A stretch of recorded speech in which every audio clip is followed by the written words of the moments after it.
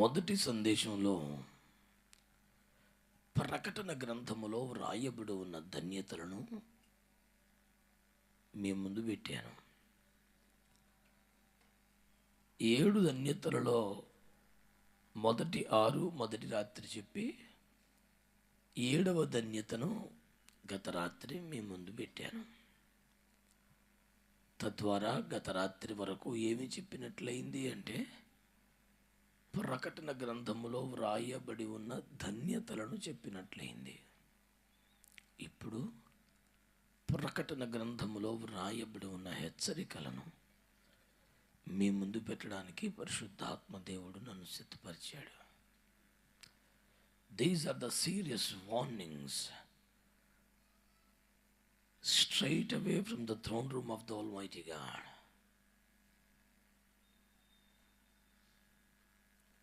It is my humble request to everybody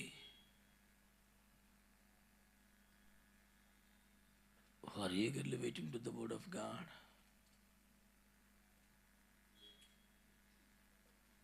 to receive with a great reverence to the Holy God,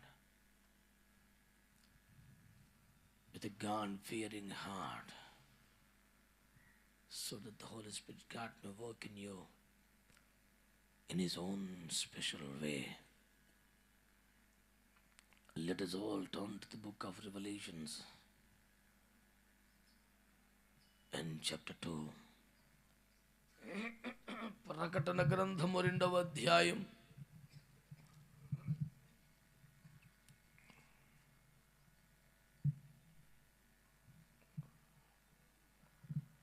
ప్రకటన గ్రంథము 2వ అధ్యాయం 5వ వచనం. నీవు ఏ స్థితిలో నుండి పడితువో అది జ్ఞాపకం చేసుకుని మారు మనసు పొంది ఆ మొదటి క్రియలను చేయుము. అట్లు చేసి నీవు మారు మనసు పొందితేనే సరి, లేని ఎడల నేను నీ యొద్దకు వచ్చి నీ దీపస్తంభమును దాని చోట నుండి నీవు మారు మనస్సు పొందము, లేకపోతే నీ దీపస్తంభము దాని చోట నుండి తీసివేస్తాను అనే ఒక హెచ్చరికను దేవాతి దేవుడు పాస్టర్లకు తెలియపరిచిన వచనం ఇది. ఏమైనా కొంచెం తక్కువ చేయనా? పర్లేదు. ఎక్కడ సౌండ్ ఆపరేట్ చేసేది నువ్వేనా? కొంచెం తక్కువ చేయి.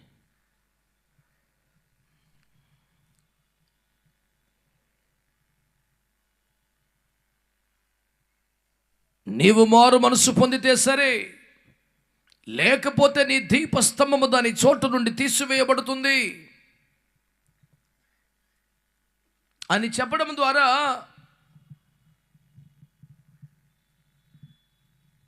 సరళమైన భాషలో చెప్పాలంటే, ఏమనో ఈ పాస్టర్ గారు, నీవు మారకపోతే పరలోకములో నీ స్థానం పోయినట్టే అన్నారు.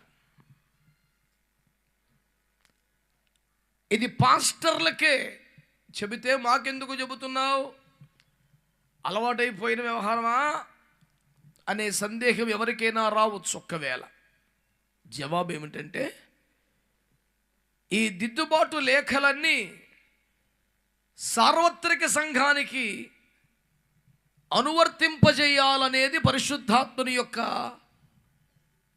రచనా శైలిలో మార్మికంగా దాగి ఉన్నటువంటి విధానం. ఎందుకంటే సంఘపు దూతకిలా వ్రాయుము అని స్టార్ట్ చేస్తాడు.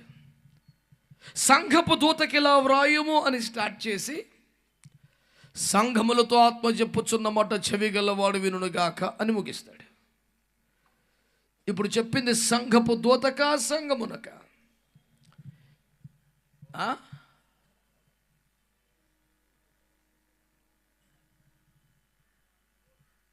మేధో మదనంగా నన్ను పిలిచినట్టుంది. ఇప్పుడు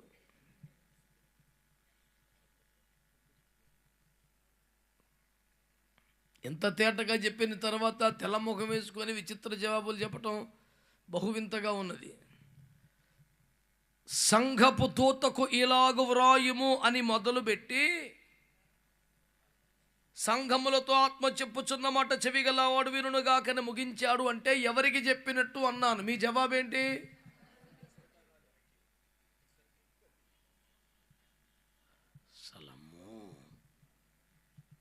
ఐన్స్టీన్ తర్వాత యేసు రక్తమే జీవం అంత ఐక్యూలు పిలిచి ఎవరెవరు కొని వాళ్ళందరినీ ఎత్తుకొచ్చాడు కూర్చోబెట్టారు. అసలు ఇదిగో ఎవరైనా చురుకైన కార్యకర్తలు ఉంటే ఒక ఇద్దరు రెండిటు. చురుకుదనం అంటే ఇట్టగా ఉంటుందా? ఇటేపు ఇటేపు ఇటేపు ఇటేపు ఇటేపు రాయ్. ఈ పెద్దవారిని రిక్వెస్ట్ చేసి సోఫాలు అక్కడ తగలక్కరా. నాకు వాళ్ళు వెనక ఉంటే నేను వాళ్ళకన్నా ముందున్న ఫీలింగ్ వచ్చేస్తుంది. నాకు అంత విషయం లేదు. పర్లేదు అక్కడ జరుపు. ఏ వాస్తా ఇది కదపకూడదా? రేసులో ఎప్పుడు నమ్ముకుంటారా బాబు మీరు? అసలు ఇంకా అందులో ఉన్నారా?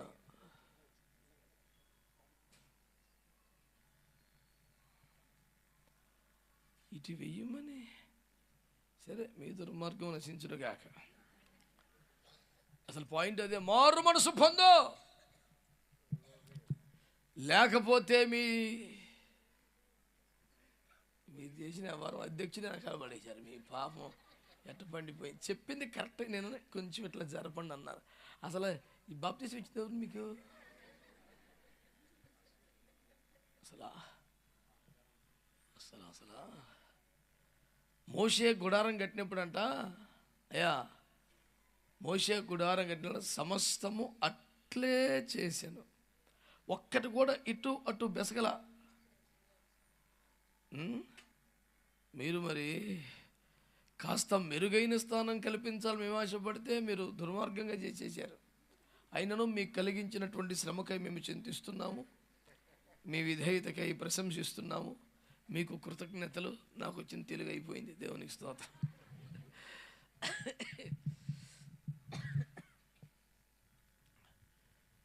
దేవుని బిడ్డలారా, దేవుని వాక్యమును మనం చూస్తే it is a serious warning from God almighty to whole church. సంఘ కాపురులను సంబోధిస్తూ సంఘములకు ముక్తాయింపించాడు. అనగా ఇది సార్వత్రిక సంఘమునకు అనువర్తింపజేయవలసిన తీవ్ర హెచ్చరికగా పరిశుద్ధాత్మ దేవుడు 7 దిద్దుబాటు లేఖలు రాయించాడు. మీరు గమనించగలిగితే పెద్దలారా, దైవ సేవకులారా, పాస్టర్లను పట్టుకొని మారు మనసు పొందమని చెప్పడంలో ఎంత కఠినమైన భావన ఉన్నదో గమనించారా?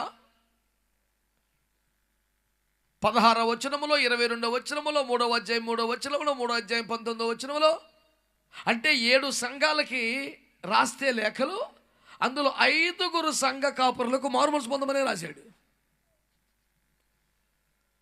ఎంత ఘోరం చూసారా?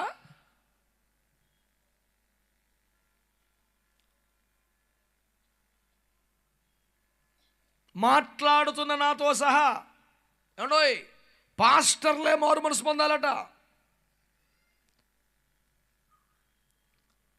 మారు మనసు అనే దాన్ని క్రైస్తవ్యంలో ఎక్కడికి పరిమితం చేశారంటే, నిర్దేవత్వమును వదిలి, పాపమును వదిలి యేసును రక్షకుడిగా అంగీకరించుట అనే వరకు పరిమితం చేశారు. కానీ మారు మనసు అనేది పాపులకు కాదు, నీతిమంతులకు కూడా అవసరమని యేసు బోధలు వక్కానించాయి. నా భాష వింటున్నారా? మారు మనసు అనేది పాపులకే కాదు, నీతిమంతులకు కూడా కావాలని సువార్తలలో యేసు ప్రభు చెప్పగా, అదే యేసు ప్రభు ప్రకటన గ్రంథంలో పాస్టర్లు కూడా కావాలని చెప్పారు. అంటే అన్ని స్థాయిలలో ఉన్న దేవుని పిల్లలకు ఒక్కొక్క దశలో ఒక్కొక్క స్థాయి మారు మనసు అవసరమవుతుంది అనే ఒక ఖరీదైన సిద్ధాంతాన్ని మీ ముందు ప్రతిపాదిస్తున్నాను. సాధారణ క్రైస్తవ వ్యవహారంలో మారు మనసు అనేది ప్రాథమిక అనుభవంగాను, పరిపూర్ణత పరాకాష్ఠ అనుభవంగాను మనము చూస్తాం. కానీ మారు మనసు ప్రతి అనుభవంలోనూ అవసరమవుతుందని పరిశుద్ధ గ్రంథం మనకు తేట తెలియజేస్తుంది. ప్రతి విషయములో మన మనస్సును మార్చుకోవాల్సి వస్తుంది. ప్రతి విషయములో మన మనస్సును సరి చేసుకోవాల్సి వస్తుంది. ప్రతి విషయములో మన మనస్సు యొక్క ఉవాచను ఆపాల్సి వస్తుంది. No no no, this is not the way అని చెప్పాల్సి వస్తుంది. యేసుక్రీస్తు ప్రభు వారి బోధలలో మారు మనసు అక్కర్లేని 99 మంది నీతిమంతుల విషయమై పరలోకములో కలుగు సంతోషము కంటే మారు మనసు పొంది ఒక్క పాపి విషయమై పరలోకములు ఎక్కువ సంతోషం కలుగుద్దని లూకాసు వార్త 15:7 చెప్పినప్పుడు 99 మంది నీతిమంతులు మాకు ఇక మారు మనసు అక్కర్లేదనుకున్నారు. That is the dangerous zone.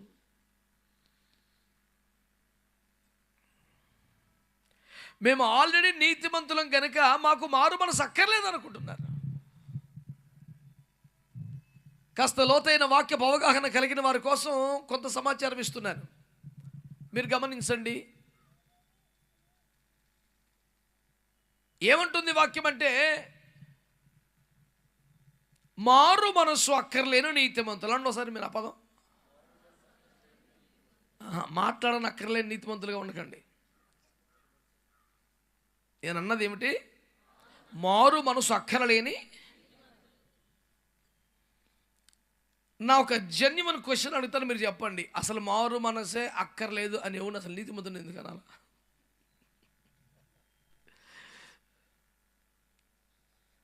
ఎందుకు అనాలి అంటే దానికున్న బిబ్లికల్ రీజనింగ్ చెప్తాను. బైబిల్ ఊరిలో ఒక మాట అనేరుగా, వాడు నీతిమంతుడే కానీ వాడికి కూడా మారు మనసు కావాలి అనేది బైబిల్ యొక్క ఉద్దేశం, ప్రభుల వారి ఉవాచ. మరి ఇప్పుడు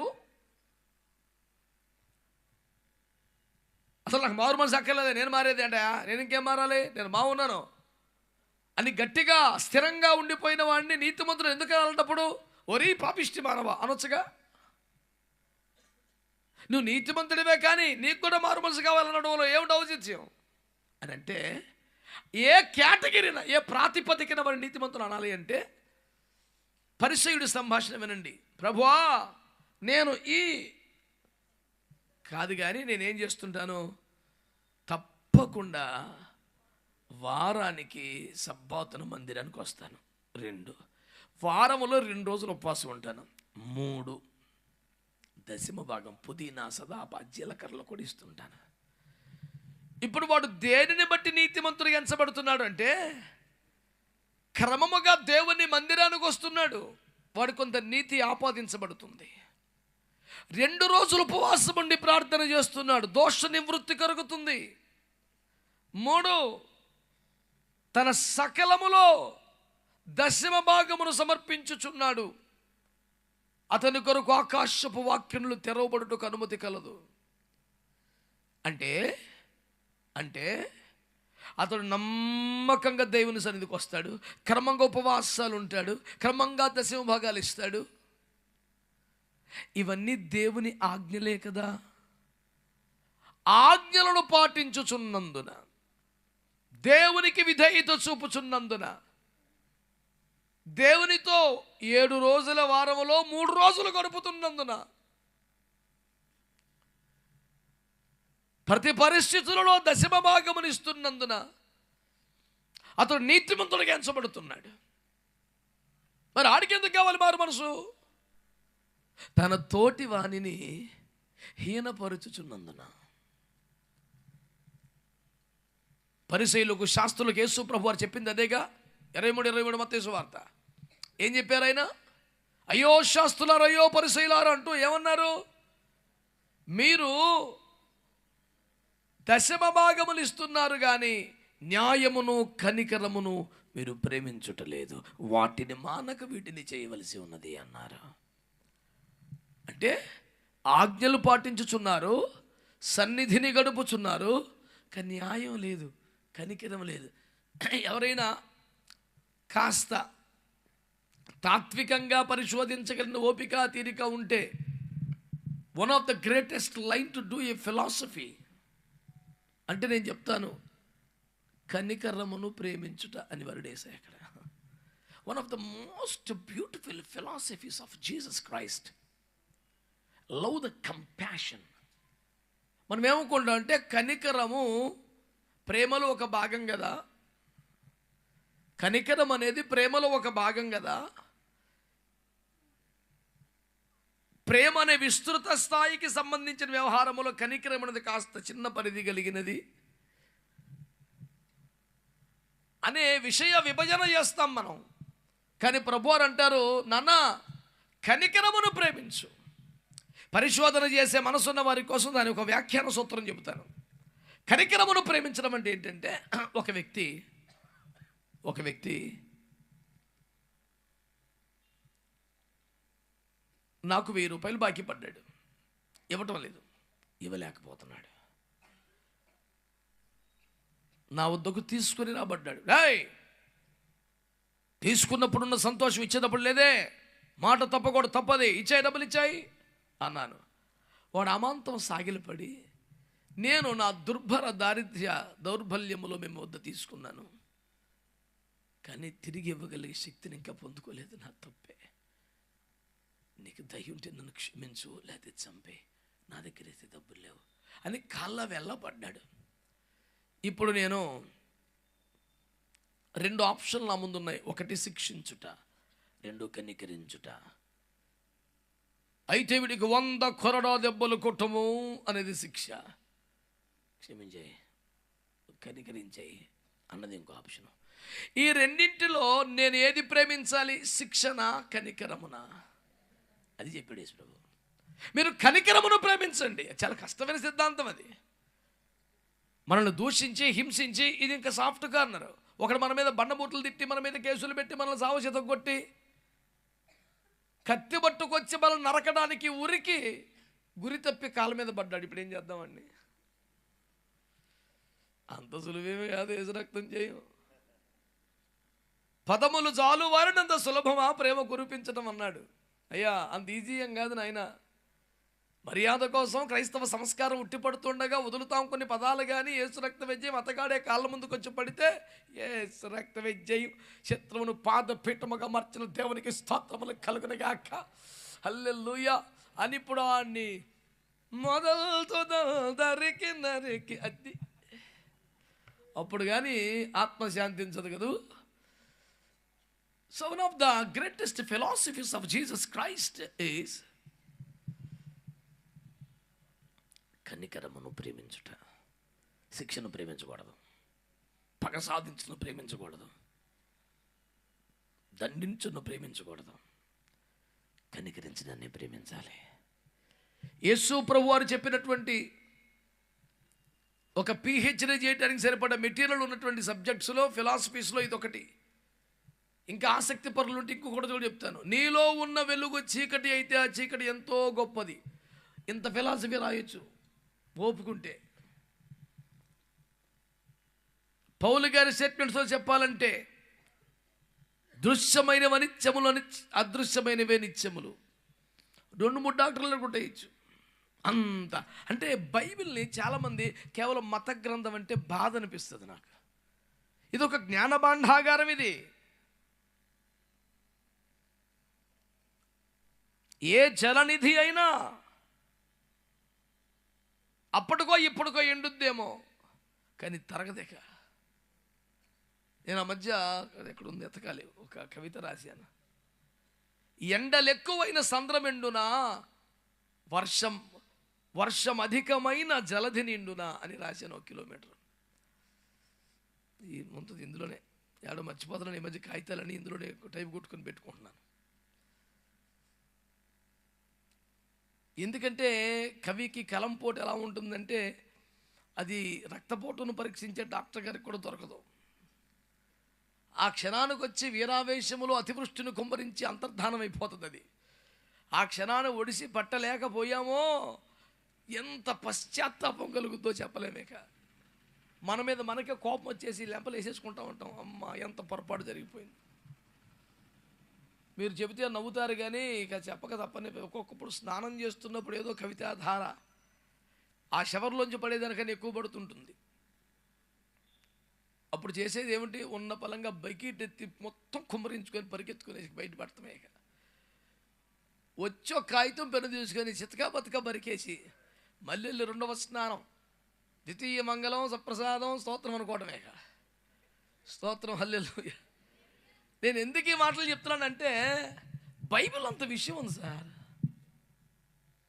ఏదో మొక్కుబడికి కాదు, శ్రద్ధగా, ఆశగా, ఆసక్తిగా తనివి తీరా చదువుకునేవాడికి ఎప్పటికీ తనివి తీరట్లేదు.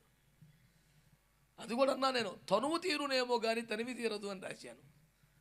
ఎందుకంటే ఇది ఏం మామూలు విషయమా? ఇది చాలు అనిపిస్తుందా? చాలేవా అనిపిస్తుందా? నా వరకైతే కట్ట కాదు, అన్నీ సశేషాలే. అది కూడా అనొచ్చు, ఇందులోని విశేషం ఎప్పటికీ సశేషమే. దేవునికి స్తోత్రం కలుగునుగా. ఇంతే సంగతులు, ఇంతకు మించి కావతలేమో లేదు.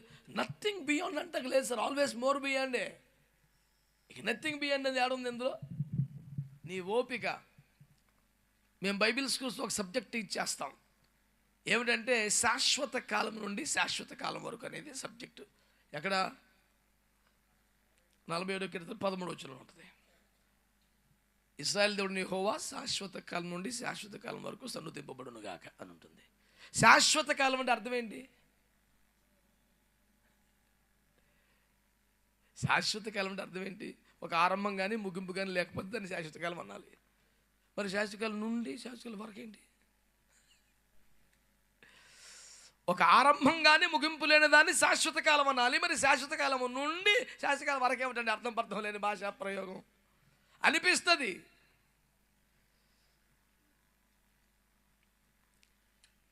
ఈ అనంతమైన కాలావధిని ఎవరో ఒకరు ఎప్పుడో ఒకసారి విభజించారు.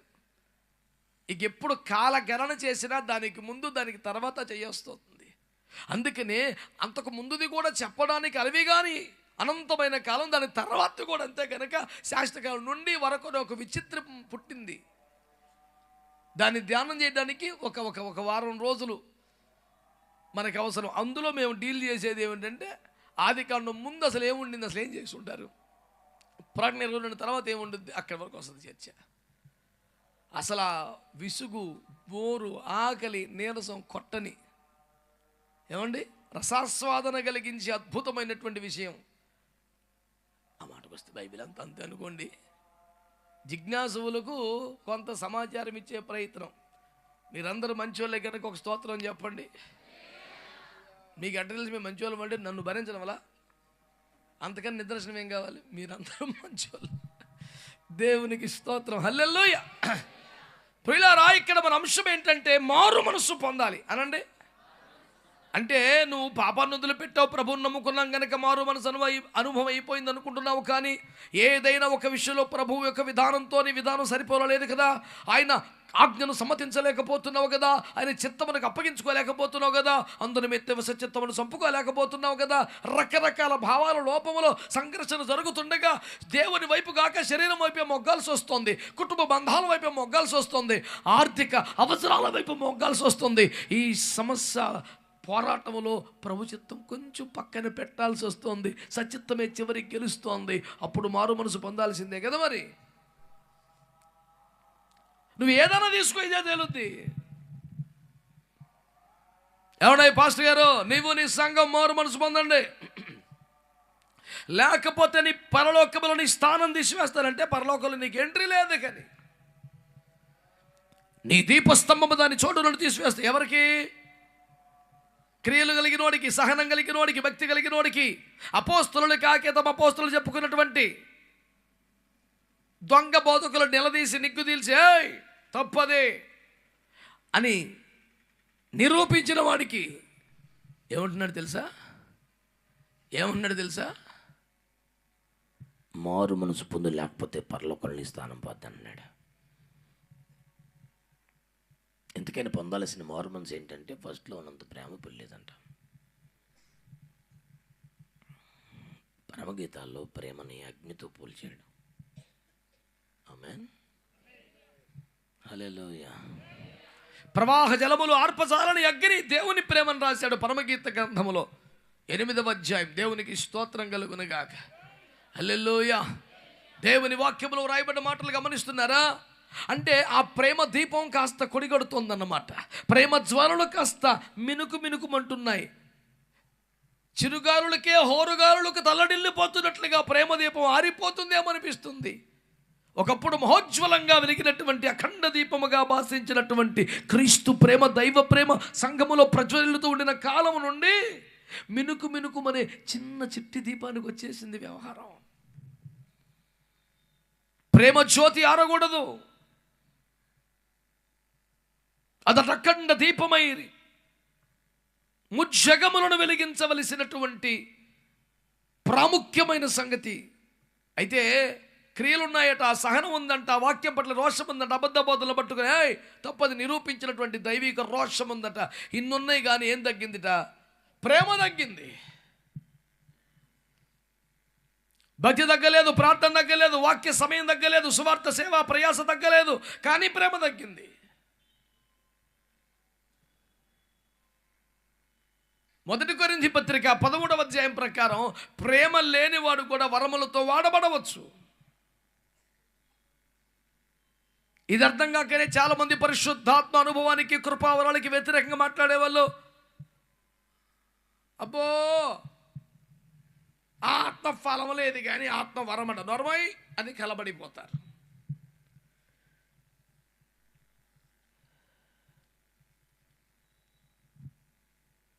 ఇంకా సంఘం పేర్లు ప్రస్తావించడం సంస్కారం కాదు. వేల కొలది సంఘాలు ఉన్నాయి, లక్షలాది మంది విశ్వాసులు ఉన్నారు. ఎంతో సాత్వికముగా దీనముగా మాట్లాడే శైలి వారిది. కానీ ఈ ఒక్క టాపిక్ వస్తే ఉగ్రత కురిపించేస్తారు. పరిశుద్ధాత్మన్నా, పరిశుద్ధాత్మ వరములన్నా, ముఖ్యంగా అన్య భాషల గురించి మాట్లాడినా, ఆరాధన గురించి చాలా కోపం వచ్చేస్తుంది వాళ్ళకి. తయారు సార్ ఆడికి ప్రేమ లేదండి, ఆడికి తగ్గింపు లేదండి, ఆడికి అసలు మంచితనం లేదండి, భాషలు మాట్లాడగసారా అంటారు. నేను అంటాను, ఇంత పెద్ద మనిషివి, ఇంత పిచ్చికి ఎట్లా మాట్లాడతావు నువ్వు? ఆత్మ వరము దేవుడిచ్చేది, ఆత్మ ఫలం మనిషి ఇవ్వాల్సింది.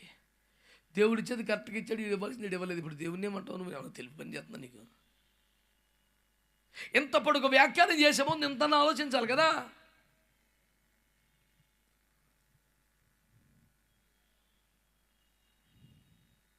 ఆత్మ వరములు దేవుడు ఇస్తున్నాడు, ఆత్మ ఫలాలు మనిషి ఇవ్వాలి.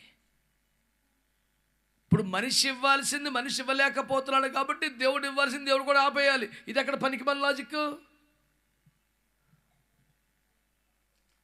ఏమన్నా తెలివి ఉందా వ్యాఖ్యానానికి?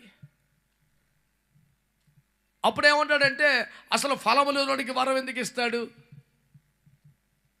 నువ్వైతే ఖచ్చితంగా నువ్వు దుర్మార్గుడు కనుక. కానీ దేవుడు ప్రేమామయుడు, కృపా సముద్రుడు. ఆయన రకమే అది, ఆయన ప్రేమే అది. నీవైతే ఫలం ఇస్తే వరం ఇస్తావు, ఆయనైతే వరం ఇస్తేనన్నా ఫలం ఇస్తాడేమో అన్నట్టుగా ముందే వరం ఇచ్చేశాడు ఆయన. నువ్వు కొత్తగా రోడ్డెక్కిన మహోన్నతమైన పరిశోధకుడివేం కాదు. అపోస్తలుడైన పేతురు గారే చెప్పారు, అరే మనలాగా వీళ్ళకి పరిశుద్ధాత్మ వచ్చేసింది అంటే అని గాబరపడిపోయాడు పేతురు గారే. లా ఆఫ్ గ్రావిటీ కనుక్కున్నంత ఆశ్చర్యంగా నువ్వు ఫీల్ అవ్వక్కర్లేదు. కొత్త పాయింట్ ఏం కాదు నీకు ఇది. మామిడి పళ్ళు, యాపిల్ పళ్ళు, తాటి పళ్ళు కూడా నెత్తి మీద పడిపోయినాయి మా అందరికీ. అది మీకే ప్రమాదం, ఇకేముండదు, అది ఖాయం మిగులుతుంది.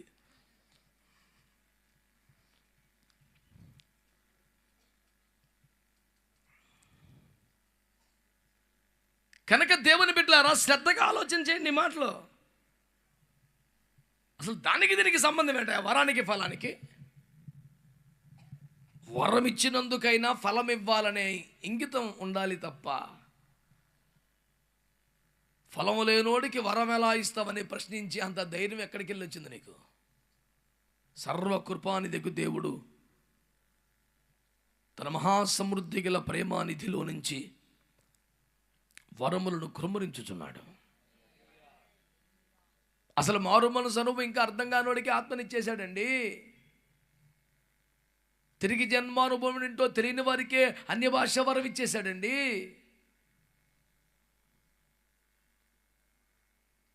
అందుచేత తెలిసి తెలియని వ్యాఖ్యానాలతో సంఘాన్ని ఉక్కిరిబిక్కిరి చేసే పిచ్చి ప్రయత్నం మానేయాలని వేదాంతాలు పక్కన పెట్టి, సిద్ధాంతాల రాద్ధాంతాలు పక్కన పెట్టి ప్రేమ యందు అభివృద్ధి పొందమని దేవుని వాక్యం హెచ్చరిక చేస్తుంది. ప్రకటన గ్రంథములో వ్రాయబడి ఉన్న హెచ్చరికలలో మొదటి హెచ్చరిక, ప్రేమ తగ్గిపోతే పరలోకం మిస్ అయిపోతాయి. హలో, ప్రేమ తగ్గితే పరలోకం మిస్ అయిపోతాయి.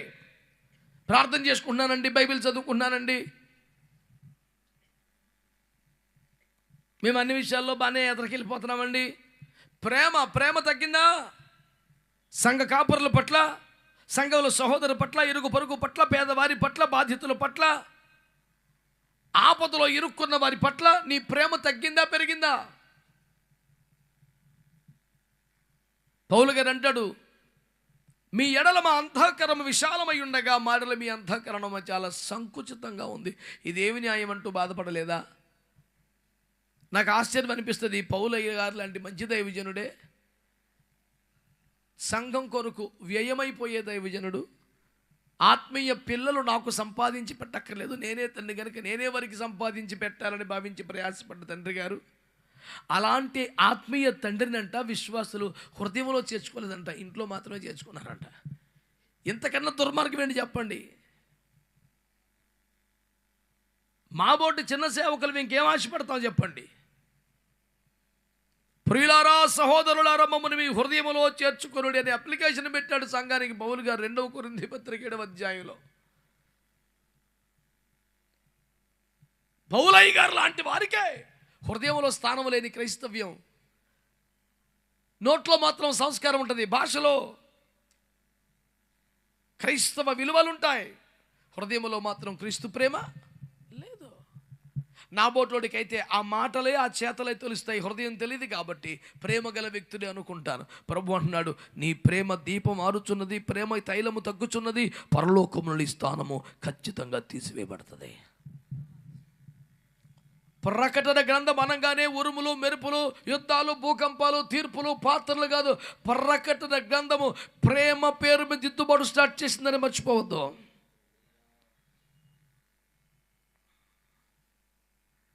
ఎంతసేపు ప్రకటన గ్రంథానికి తుఫాన్లు వచ్చేస్తే మిసైల్స్ పడిపోతాయి,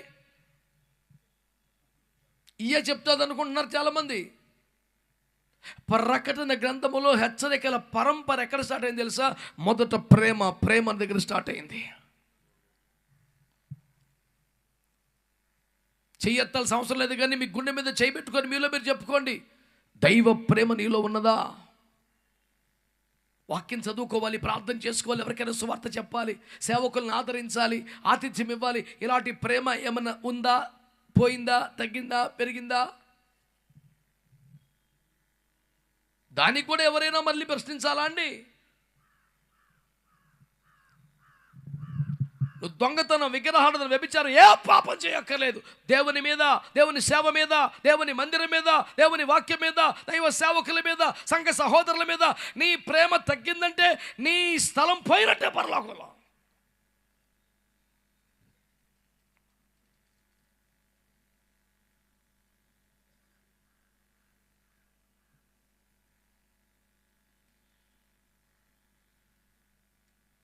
ప్రకటన గ్రంథం అనగానే అందరి ఉత్సుకత అంచకాల సంభవాలు మాత్రమే. అంటే ప్రకటన గ్రంథం అంచకాల సంభవాలు తప్ప ఏమీ లేవా? ప్రకటన గ్రంథంలో కొన్ని చెప్తాను వినండి. ప్రకటన గ్రంథము యేసునాథుని మహిమా దర్శనముతో ఆరంభమైంది.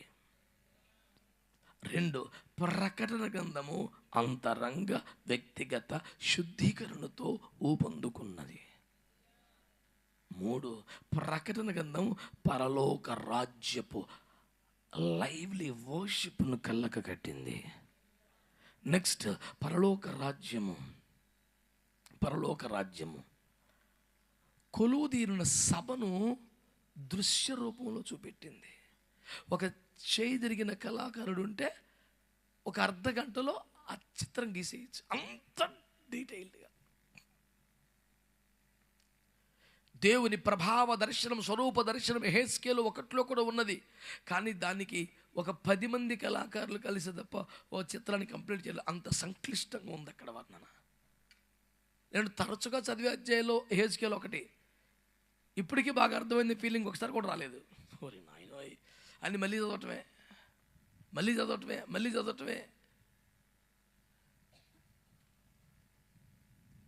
కానీ ప్రకటన 5లోకి వచ్చేపాటికి ఓహో అనిపించుద్ది, అయ్య బాబోయ్ అనిపించింది దగ్గర నుంచి. ఓకే, అంత అద్భుతమైన ప్రత్యక్షత గ్రంథం ప్రకటన గ్రంథం అనే పేరు అనువాదములో లోపమే, పెద్ద పాపమేమి కాదు కాబట్టి భరించడమే. దాని అసలు అర్థం ప్రత్యక్షత గ్రంథం. ప్రకటన గ్రంథం అంటేనే the thing which is revealed, బయలుపరచబడినది, not to be revealed, it's revealed. ఇంకా బయలుపరచవలసింది కాదు, బయలుపరిపడి క్లియర్ అయిపోయింది, చెప్పేశాడు మొత్తం. ఇంకా 67వ పుస్తకం ఉండుంటే కదా ఇందులో కొంత ఆపడానికి, అదే చివరిదాయే, ముగించేయాలంతే. సకల ముడులను విప్పేసిన అద్భుతమైన జ్ఞాన గ్రంథమే ప్రకటన గ్రంథం అని మీకు మనవి చేస్తున్నాను. కనుక మొదటి హెచ్చరిక ఏంటి చెప్పండి? ప్రేమ తగ్గుతుంది చూసుకో. ప్రేమ తగ్గితే స్థానం పోతుంది.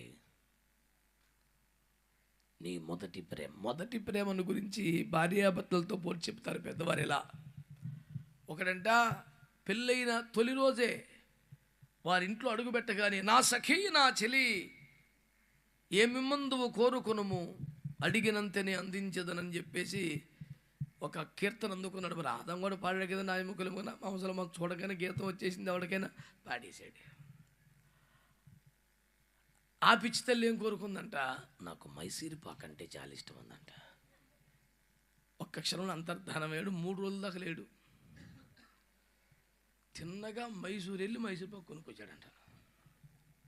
ఈలోపు వీడు ఏమైపోయాడు, ఉన్నాడా పోయాడా వదిలేశాడా అసలు ఇటు రకమేంటి అర్థం కాక ఇటోళ్ళు అటోళ్ళు బుర్రబద్దలు కొట్టుకొని ఏడుస్తూ, ఇక పెళ్లి కుమార్తెను కొత్త భార్యను అప్పుడే ఓదార్చే కాడికి పెద్ద మనుషులు చేరి కొన్ని అలా అవుతుంటాయమ్మా, దేవుని చిత్తం మనస్సు రాయి చేసుకో తల్లి, ఇలాంటి వాళ్ళు మొదలయ్యారు అప్పుడే. ఎందుకంటే శతాధిపతి ఇంట్లో కూడా పాడిగట్టే బ్యాచ్ ఉంటుంది కదా, ఇంకా ఆ టీం ఇప్పటికీ ఎక్కడ పడితే అక్కడ రెడీగా ఉంటుంది. ఈ లోపల మాసిన బట్టలతో అలసిన దేహంతో వచ్చేసాడంటే, ఇదిగో మైసూరు పాక్ తెచ్చేసా అన్నాడంట. నువ్వు భర్తవా మాయజరుడువా 3 రోజులు తట్టి పోయేది నువ్వు ఏందిరా అంటే, నీ మీద నా ప్రేమ ఎంత స్వచ్ఛమో ఎంత గొప్పదో నీకు తెలియాలని ఇక్కడ మైసూరు పాక్ అన్ని షాపుల్లో ఉన్నప్పటికీ నేను మైసూరు వెళ్ళి పట్టుకొచ్చానాడంట. ఏడిసెట్టు ఉంది నీ ప్రేమ అని తలకోసి మాట్లాడితే పాపం బొంగ మీద పెట్టుకుని లోపల పోయాట. ఇతగాడే సరిగ్గా సంవత్సరం అయ్యాక పెళ్లి రోజు అనే సంగతి కూడా మరిచిపోయి బిజీగా ఆఫీసుకు తెరవుతారంటే, ఏమండి ఇవాళ ఏంటో చెప్పుకుంటా అదమన్నా చెప్పి ఏంటో చెప్పు, ఇవాళ ఏంటో మర్చిపోయారా, ఇదిగో పనికి మళ్ళీ ప్రశ్నలు ఏంటో చెప్పు, ఏంటి సోది ఏంటి పద్దాకా, ఇవాళ మన పెళ్లి రోజండి, ఏం చేయమంటావు, అయ్య బాబోయ్. అక్కడికి ఇంకా తమాయించుకుని మైసూరు పాక్ అంటే 100 రూపాయలు చేతులు పెట్టి తెచ్చుకోపో అన్నాడంట. పెద్దవారు చెప్పి మొదటి ప్రేమ మొదటి సంవత్సరానికే లేదురా, మనుషుల ప్రేమలు ఎలా ఉంటాయి, అదే యేసు ప్రేమ అయితే మారని ప్రేమ అని భక్తులు భక్తితో పారవస్యంగా ఆరాధిస్తూ వచ్చారు. నేను అంటున్నాను, దేవుడి పట్ల, దైవ సేవ పట్ల, దేవుని మందిరం పట్ల, దేవుని వాక్యం పట్ల, ప్రార్థన చేయటం పట్ల, స్వార్థ ప్రకటించడం పట్ల, మందిరంలో పరిచయం పట్ల నీ ప్రేమ అలాగే ఉందా, ఏమైనా పెరిగిందా, కొంచెం ఏమైనా తగ్గిందా? ప్రేమ తగ్గితే పరలోకంలో స్థానం పొంది మొదటి హెచ్చరిక ఇది. 2వ సంఘానికి చెప్పిన హెచ్చరిక 16వ వచనంలో, నీకొలాయితుల బోధలు అనుసరించారు నీలో ఉన్నారు, నువ్వు మారు మనసు పొందావో సరే, లేకపోతే నేను నా నోట నుంచి వచ్చి ఖడ్గంతో వారితో యుద్ధం చేస్తానన్నాడు. అంటే నోట నుండి వచ్చు ఖడ్గం అంటే ఏమిటి? వాక్యం. అంటే వాక్యముతో ఎవరి మీద యుద్ధం చేస్తాడట? బిలాము బోధలు, నికొలాయితుల బోధలు చేసేవారి మీద, అబద్ధ బోధలతో నేను యుద్ధం చేస్తున్నాను, కానీ నువ్వు మాత్రం వాళ్ళని దగ్గర పెట్టుకొని కూర్చున్నావు. అంటే కొంతమందికి వాళ్ళు అబద్ధ బోధకులని తెలిసినా, పాపిష్టి బోధకులని తెలిసినా, సత్యం కాదని తెలిసినా వారిని పక్కన పెట్టుకుని ఎందుకని ఏమో ఎప్పుడు ఎవడో ఉపయోగపడతాడో, ఏమన్నా కాదంటే తలకనొప్పి వచ్చుద్దో, వీడికి అందరూ కావాలి, పరిశుద్ధులు అక్కర్లేదు, ఎంత పాపిష్టపడినా పర్లేదు, ఆడు ఒకప్పుడు ఉపయోగపడతాడు, ఈ ఫార్ములా మండిపోను. అది నీతిమంతుని వైఖరి కాదు. చిచ్చి కాదు కాదు కానే కాదు. 15వ కీర్తనలో ఏమంటాడు? నీతిమంతుని దృష్టికి నీచుడు అసఖ్యుడు, కానీ అతని యెహోవా యందు భయభక్తులు కలవారిని సన్మానించును. అంటే భక్తుల్ని సన్మానించాలి, నీచుల్ని అసహించుకోవాలి. నువ్వు ఇద్దరితో బాయి అన్న నువ్వే రకం, నువ్వు ఫుల్ తేడా. అంటే నీ ప్రయోజనం కోసం, నీ పని జరగటం కోసం ఆడు ఎంత పాపిస్తోడని అంటగవుతావన్నమాట. చిచ్చే రోషన్ తక్కువ మానవా, నువ్వు ఒక క్రైస్తవుడివా? ఖండిస్తే, గద్దిస్తే, తప్పని చెబితే, నేను అది కూడా రాశాను కవిత. తప్పు చేయకపోవడమే తప్పు, తప్పును తప్పనడం ఒక తప్పు, ఒప్పు చేయడం ఇంకా తప్పు, ఒప్పు చేయమని చెప్పడం మరొక పెద్ద ముప్పు. ఇలా కిలోమీటర్ రాశాను మెంటలు పుట్టి ఒకరోజు. ఏది తప్పు అని టైటిల్ పెట్టాను. అలిసిపోవటమే చివరికి వచ్చేపటికి ఒక్కొక్కడు. భూమి మీద అట్లా ఉన్నాయి సార్ పరిస్థితులు. ఒక నీచ నికృష్ట పాపిష్టి పాపలను బట్టి దగ్గర తప్పు ఇలా చేయకూడదను అని ఏమంటాడు, కలబడిపోతాడు మీదకి. తప్పు అని చెప్పిన వాడిని, తప్పు చేస్తున్న వాడు కొడితే, ఒప్పు చెప్పాల్సిన న్యాయాధిపతికి వెళ్తే ఏమంటాడు తెలుసా? నీకు ఎందుకురా అంటాడు. అంత అద్భుతమైన న్యాయం ఉంది భూమి మీద. ఈ యొక్క పెర్గమ సంఘ కాపరి ఎలాంటి తెలిసినా అండి? సాతాను స్థావరమున్న చోట కాపురం ఉండి కూడా భక్తిని కోల్పోలేదంట. ఎక్కడ సేవ చేశాడంటే ఒక సాతాను కేంద్రంలో చేశాడండి సేవ. చాలా ప్రమాదకరంగా చేశాడు, కానీ చాలా రోషంగా బతికాడు. ఎక్కడ భక్తి వదిలిపెట్టలా. అంత వ్యతిరేకత వాడి స్థావరంలో ఉండి, వాడి క్షేత్రంలో ఉండి కూడా చక్కని సేవ చేశాడంట. కానీ బిలాము బోధలు నీకు అందరూ కూడా ఉండించడు. ఏమంటలేదు, ఎవరిని ఏమంటలేదు. ఎందుకంటే ఆడు దశంభాగం ఇస్తాడేమో, ఆడు సందా ఇస్తాడేమో, ఆడు ఉపయోగపడతాడేమో, ఆడే ఉన్న మార్కెట్లో ఇబ్బంది వస్తే నుంచి ఉంటాడేమో, లేదా తప్పది అంటే వెళ్ళిపోతాడేమో, తిరగబడతాడేమో. రోషన్ తక్కువడికి కూడా మార్కులు లేవు. మీరు ఇంత సైలెంట్గా ఉన్నారంటే నేనేం అర్థం చేసుకోవాలి?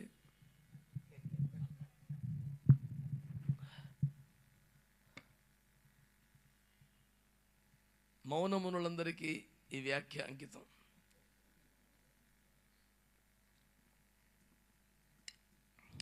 ముసిముసి నవ్వుల మహారాజుల మోమున దాగి ఉన్నటువంటి ఆ లోపములు తెర మీద కానవచ్చినట్టుగా తేటగా కనబడుతున్నవి. దేవునికి స్తోత్రం, మీకు వందనాలు. ఏమిటా గంభీర మందహాసములు? భక్తులారా చేతులెత్తి స్తోత్రం చెప్పండి. ఏం చెప్పంటారు సార్ మరి డైరెక్ట్గా మీరు? హల్లెలూయా. వాక్యంలో ఏముంది నానా? అతడు భక్తులను సన్మానిస్తాడు, నీచులను అసహించుకుంటాడు. 15వ కీర్తనది. 26వ కీర్తనలు ఇదే చెప్పాడు. అయ్యా నన్ను కనికరించు, ఎందుకంటే నేను వేషధారులతో పొందు చేయను, దుష్టుల సంగమునకు అసహ్యము. వాళ్ళతో తిరగను, నేను చర్చిలో పడి ఉంటాను, నేను బలిపీఠము యొద్దనే ప్రదక్షిణము చేసేదను, అచ్చటనే నివసించదను.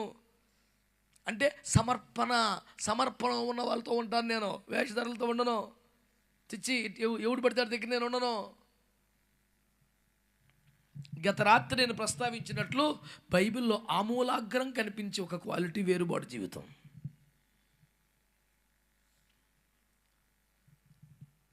నలుగురితో నారాయణ కులంతో గోవిందా అనే విధానం కరెక్ట్ కాదని నేనంటే మొన్న కన్నాడు. అలా అనకండి సార్ అన్నాడు. మరి ఏమన్నానంటే నలుగురితో నతానేలు కులంతో కొర్నేలిస్ అన్నాడు.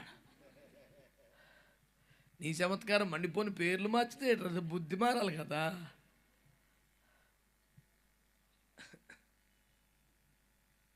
అంటే ఈ పనికిమాలితనానికి కూడా ఉండి బైబిల్ పేర్లు సెర్చ్ చేసుకున్నాడు వీడు.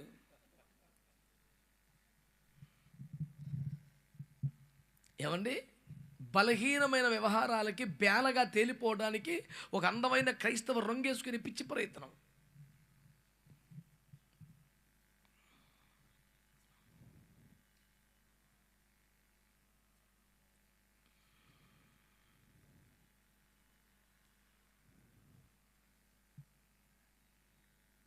ఈ రోజున దేవుని వాక్యం ద్వారా మీ దృష్టికి తీసుకుని రెండవ మారు మనసు దేనికి రావాలి తెలుసా?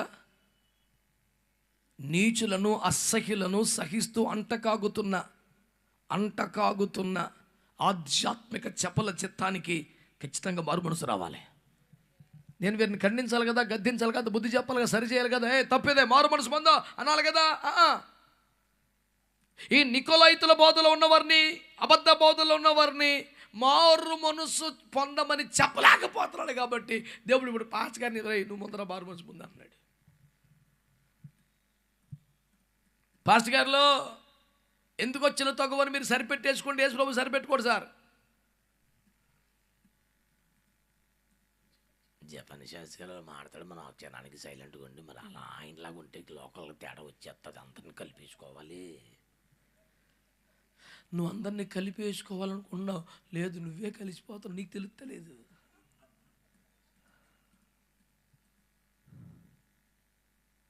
నేను ఇప్పుడు మా సంఘంలో రెగ్యులర్ కొట్టే డైలాగ్ ఏంటి తెలుసా? కాల ప్రవాహంలో కొట్టుకుపోతావో ఎదురుతావో తేల్చుకుంటాను. కాల ప్రవాహంలో కొట్టుకుపోతే కాలగర్భంలో కలిసిపోతావు. కాల ప్రవాహం ఎదురు తీరితే యేసు రక్తమే జయం. ఎగసి గువ్వవలే మేఘం ఎక్కి యేసు రక్త విజయం ఎగిరి యేసు వద్దకు వెళ్ళిపోతావు.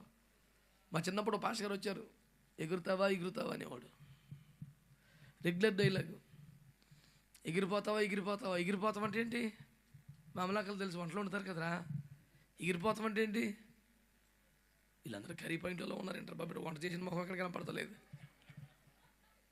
ఎగిరిపోతామని తెలుస్తలే అంతా బాబో. మొన్న ఒక పిల్ల టీ పెడుతున్నదంట, పెళ్లి సంబంధానికి వచ్చేసింది. నేను అడిగాను, అమ్మ వంట చేయడం వచ్చా? అమ్మ ఇల్లు అడుగుతలేదు, అల్లుడు తెలియదు. నాకేం ఊసిపోక నేను అడిగాను, అమ్మ వంటలు ఏమన్నా వచ్చా అని. రావంకులు మరి రేపు పొద్దున్న పెళ్ళాక నువ్వు ముద్దెడతావా తల్లి, నీ పరిస్థితి ఏంటంటే అందుకే కర్రీ పాయింట్ పక్కన ఇల్లు తీసుకోమన్నాను అంకులు. పిల్లు నేను అన్నాను, యువతల కర్రీ పాయింట్, అవతల హాస్పిటల్, మధ్యలో మీ ఇల్లు ఉండాలమ్మాయి, నెక్స్ట్ డెస్టినేషన్ అదే. అయ్యి బాబు నిజంగానే అంకుల్. అటు తయారయ్యారండి పిల్లలు. ఎగిరిపోవటం అంటే తెలుస్తలేదు. ఎంత వేసేస్తే కూర ఎంత వచ్చేస్తుంది, దాన్ని ఏమంటారు? నేను అన్నాను, ఎగిరితే లేకపోతే ఎగిరిపోతాయి, నీ ఇష్టం అంటాడు. ఆయన మళ్ళీ మాట్లాడేవాడు, మీకు విందా కుందా అనేవాడు. ఇప్పుడు రెగ్యులర్ డైలాగ్ మాకు పరిచయం, ఆయన వస్తే మాకు ఎన్ని వచ్చేసాయి. ఆయనకు పాట పాడటం రాదు, కర్ణ కఠోరంగా ఘోరంగా ఉంటుంది ఆ స్వరం, కానీ పాడకుండా వాక్యం చెప్పడం. మళ్ళీ అంటాడు, నా పేరే సంగీతం, పాడపోతే ఎలాగనేవాడు.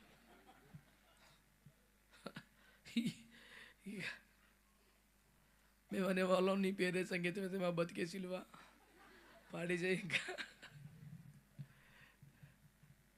మాకున్నదే డ్రమ్ ఒకటి, మా పేనానికి తాళం కలవదో సావదో, ఆ కొట్టో అంటాడు. బుర్మా తీసుకోవడమే. మారు మనసు పొందాల్సిన ఏరియా ఏంటి తెలిసిన? నికోలైతుల బోధలు, బిలాము బోధలు అన్నేం అంటలేదు. సైలెంట్గా మన భక్తి మనం చేసుకుంటున్నాం. తుయితైన సంఘానికి కూడా అదే హెచ్చరిక ఇచ్చాడు. ఏమిటది? యెజబెలును స్త్రీని ఉండనిచ్చుచున్నావు అంటే అర్థం ఏంటి? ఉండనిచ్చుచున్నావు అంటే అర్థం ఏంటంటే నువ్వు ఖచ్చితంగా పంపించేయాలనుకుంటే ఈ పాటికి వెళ్ళగొట్టగలవు నువ్వు. దానికి నేనేమంటుంది తెలుసా? ఆధ్యాత్మిక ఉదాసీనత. నువ్వే ఉండనిస్తున్నావు. నువ్వు గట్టిగా కత్తి కడితే ఈ పాటి క్లీన్ అయిపోవాలా? చెయ్యు. సంఘములో ఒక అక్రమం ఉంటే, సంఘములో ఒక అవిధేయత ఉంటే, సంఘములో ఒక బలహీనత ఉంటే, సంఘములో ఒక లోపం ఉంటే, సంఘములో ఒక పాపం ఉంటే, సంఘములో ఒక దేవ విరోధమైన లక్షణం ఉంటే నువ్వేం చేస్తావు? ఉండనిస్తున్నావా? యాజకుడి పని ఏంటి తెలుసా? లేవియకాండం 10:10 ప్రకారం ప్రతిష్ఠితమైన దానిలో నుండి లౌకికమైన దానిని వేరు చెయ్యటమే యాజకుని పని. స్తోత్రం చెప్పొచ్చు కదా. హల్లెలూయా. 4వ మారు మనసు ఏంటి తెలుసా? సార్థి సంఘం. చావనయున్న మిగిలిన మాటలు సిద్ధం చేసుకో. కారణం ఏంటంటే జీవించుచున్నవాన పేరు మాత్రమే నీవు ఏంటంట నీ క్రియలు నా దేవుని ఎదుట సంపూర్ణమైనవిగా కనబడలేదు. అంటే క్రియలు లేకపోయినా మృతుడే, ఆ క్రియలు మొదలెట్టి సంపూర్ణం కాకపోయినా మృతుడే. ప్రేమ తగ్గిపోయింది కనుక మారు మనసు పొందాలి. 2, అబద్ధ బోధలు నికోలేదు బోధ అంటకాగుతున్నందుకు మారు మనసు పొందాలి. 3, ఆధ్యాత్మిక ఉదాసీనతను బట్టి మారు మనసు పొందాలి. 4, క్రియలు సంపూర్ణ చేయకుండా ఆరంభ సూరత్వమే సకలం ఆపేత్తనం చూడు మొదలెట్టి. ఈ సంవత్సరం నా రెజల్యూషన్ అంటే ఫిబ్రవరిలో కలిపోయాయి. మారు మనసు అక్కడ పొందాలి. ఇక 5వది ఘోరం, దుర్మార్గం. ఇక చదివితే తప్ప నాకు తనివి తీరదు. ఎక్కడ? 3వ అధ్యాయం 18, 19. నీవు ధనవృద్ధి చేసుకున్నట్లు అగ్నిలో పుటమ వేయబడిన బంగారమును నీ దశమల సిగ్గు కనబడకుండినట్లు ధరించుకొనుటకు తెల్లని వస్త్రములను నీకు దృష్టి కలిగినట్లు నీ కన్నులకు కాటుకను నా యొద్ద కొనుమని నీకు బుద్ధి చెప్పుచున్నాను. ఈ లవోదికే పాస్టర్ గారు ఏం చేయాలటండి? బంగారం కొనుక్కోవాలట. ఏం కొనుక్కోవాలి? బట్టలు కొనుక్కోవాలట. ఏం కొనుక్కోవాలి? కాటుక కొనుక్కోవాలట. ఇప్పుడు చెప్పండి, హ్యాపీ క్రిస్మస్. ఇంతవరకు దేవునికి ఈ వాక్యం తెలియదు చెప్పండి శాస్త్రికి. సరైన వాక్యం ఇవాళ బయలుపరచబడింది. హల్లెలూయా. ఇంతకాలం మా మీద పడి షాపింగ్ మీద పడి ఏడిచాడు దేవుడు, ఆయనతోనే మాట్లాడాడు. హల్లెలూయా అని వీరోత్సాహంతో ఊగిపోవచ్చిన ఉజ్జీవ నారీమణులకు వందనములు. అక్కడ ఏమనుందో తెలుసా? ఏమనుందో తెలుసా? నేను విస్తారముగా ధనముదు చేసుకున్నాను, నేను బోలెడన్ని ఆస్తులు సమకూర్చుకున్నా, నాకు అసలు కొదువే లేదని కొనుచున్నావు. నువ్వు దిక్కుబలుడు, దరిద్రుడివి, గుడ్డోడివి. ఇంత రేంజ్లో భూమి మీద ఇంకెవరిని తిట్టాడు? యేసు పాచకని తిట్టించాడు. ఎవరిని తిట్టాడండి బాబా తిట్లు? కానీ ఎవరు తిడుతున్నారు? యేసు ప్రభు, నువ్వు దిక్కుమాలోడివి, దరిద్రుడివి, గుడ్డివాడివి, దిగంబరివి. ఓ పాస్టర్ గారు అంటండి, ఎప్పుడు కాస్ట్లీ బట్టలు వేసుకునే కనబడతాడు. వేసవకాలంలో కూడా చొక్కాలు వేసుకొని పేక బిగించి చేసుకుంటాడు. అయినా సరే నువ్వు దరిద్రుడివి, దిగంబరివి, దిక్కుమాలను తిడతాడు యేసు ప్రభు. ఎందుకంటే అతని ఆధ్యాత్మిక జీవితం అంత దిగంబరంగా ఏడిచింది, అంత దారిద్ర్యంగా ఉంది. మీరు ఈ మాటలు ఆలకించే ప్రయత్నం చేయండి. అందుకని అతను ఏం చేయాలట? బంగారాన్ని కొనుక్కోవాలట, కాటుకను కొనుక్కోవాలట, తెల్లని వస్త్రాలు కొనుక్కోవాలట దేవుని దగ్గర. మీకు ఇప్పటికి అర్థమైపోయి ఉండాలి కదా.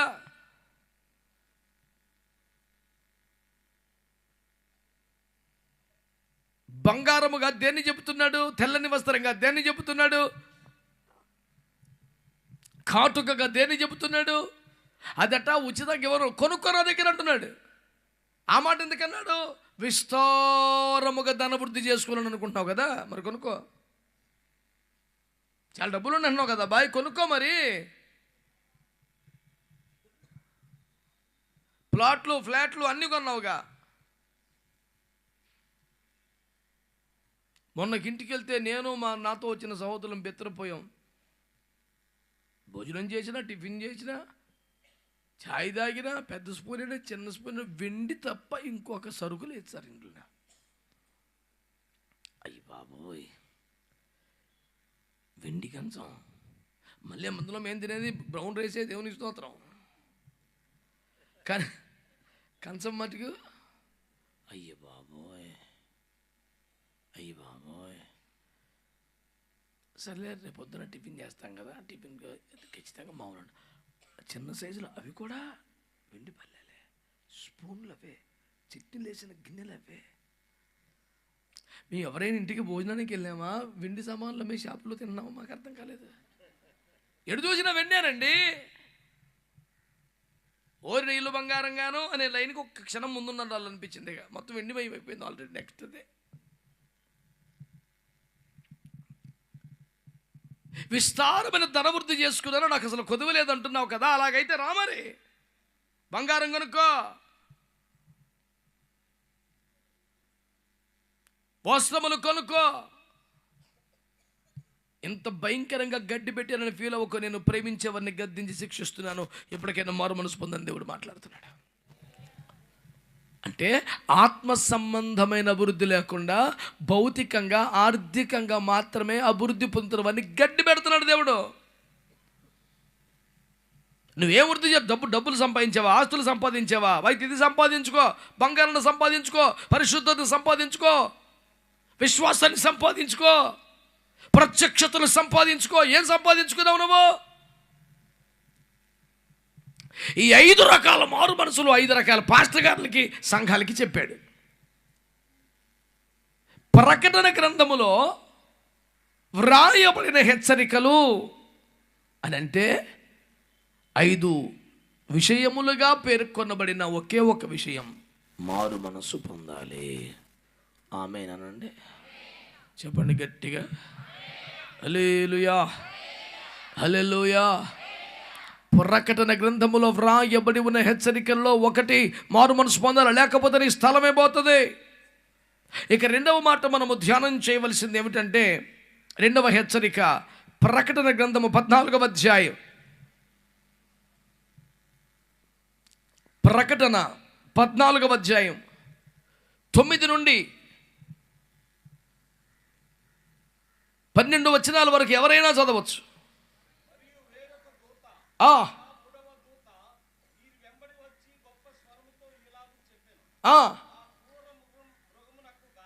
కానీ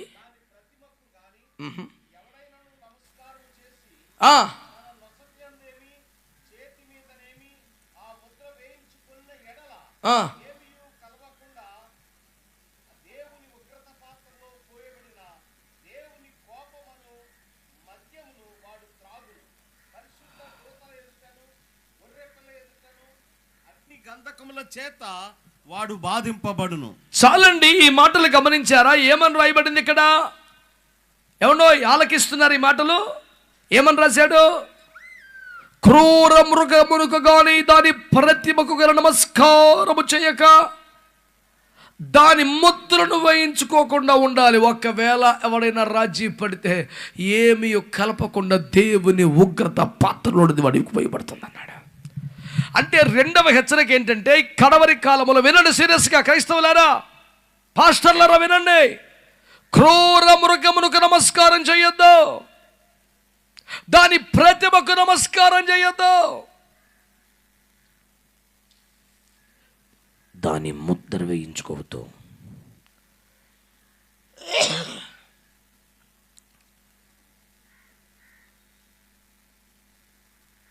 గమనించారు ఈ మాటలు మీరు? రెండవ హెచ్చరిక ప్రకటన గ్రంథములో ఈ లోకం మీదకి ఒక భయంకరమైన క్రూర ముఖం రాబోతుంది.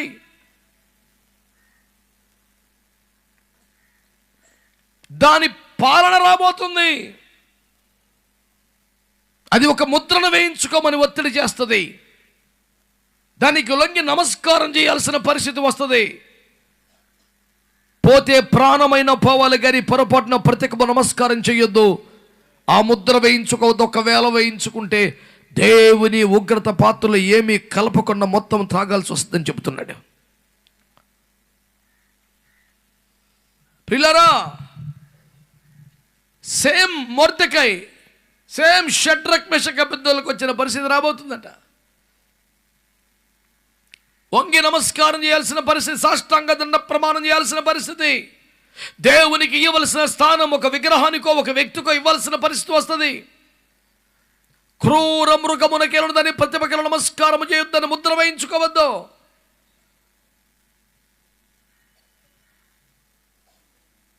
ఇరవై పాతికేళ్ళ మట్టి ఏది కొత్తది కనపడి ఇదే క్రూర ముఖ ముద్ర అని కంగారు పెట్టేసి జనాల్ని హడావుడి చేసే అయ్యగారులు బొలి మంది ఉన్నారు. అసలు రాకడ తారీఖు చెప్పిన వాళ్ళు కుప్పలు తెప్పలు ఉన్నారు ప్రసంగికుల్లో.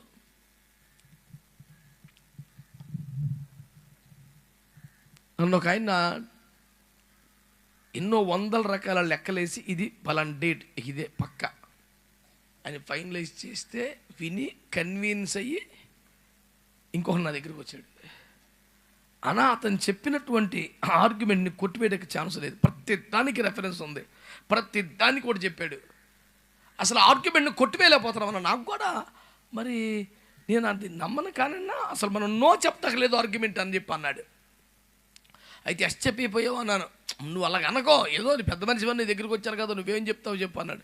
నేనేం చెప్తాను రా బాబు, నాకు అన్ని ఆధారాలు, అంత సబ్జెక్టు, అన్ని పరిశోధన, పవర్ పాయింట్ ప్రజెంటేషను, మన్ను మశాలు నాకేం తెలీదు. అంత పెద్దోడు చెప్పాక నేనేమంటాను, ఇక ఖాళీ చేయన్నాను. అంత కాదులే అన్నా, నువ్వు చెప్పు అన్నాడు. ఈడెవడు తెలుసా? అబ్షాలోము గాడు. ఎవడో ఈ అబ్షాలోము కూడా ఏం చేస్తాడంటే, ఈడికి ఒక ప్రవక్తను పెట్టుకుంటాడు. ఎవరిని? అహీతోఫెల్ని పెట్టుకొని ఈడ అఫీషియల్ స్పోక్స్మెన్, అంతర్గత అంతఃపురపు ప్రవక్త. వీడికి సకల మర్యాదలు బేతబత్యాలు ఉంటాయి. వీడు చెప్పిందల్లా ఫాలో అవుతాడు అని ఈడు అనుకుంటాడు. అనుకొని చెప్తాడు. ఆడు ఫాలో అవడం.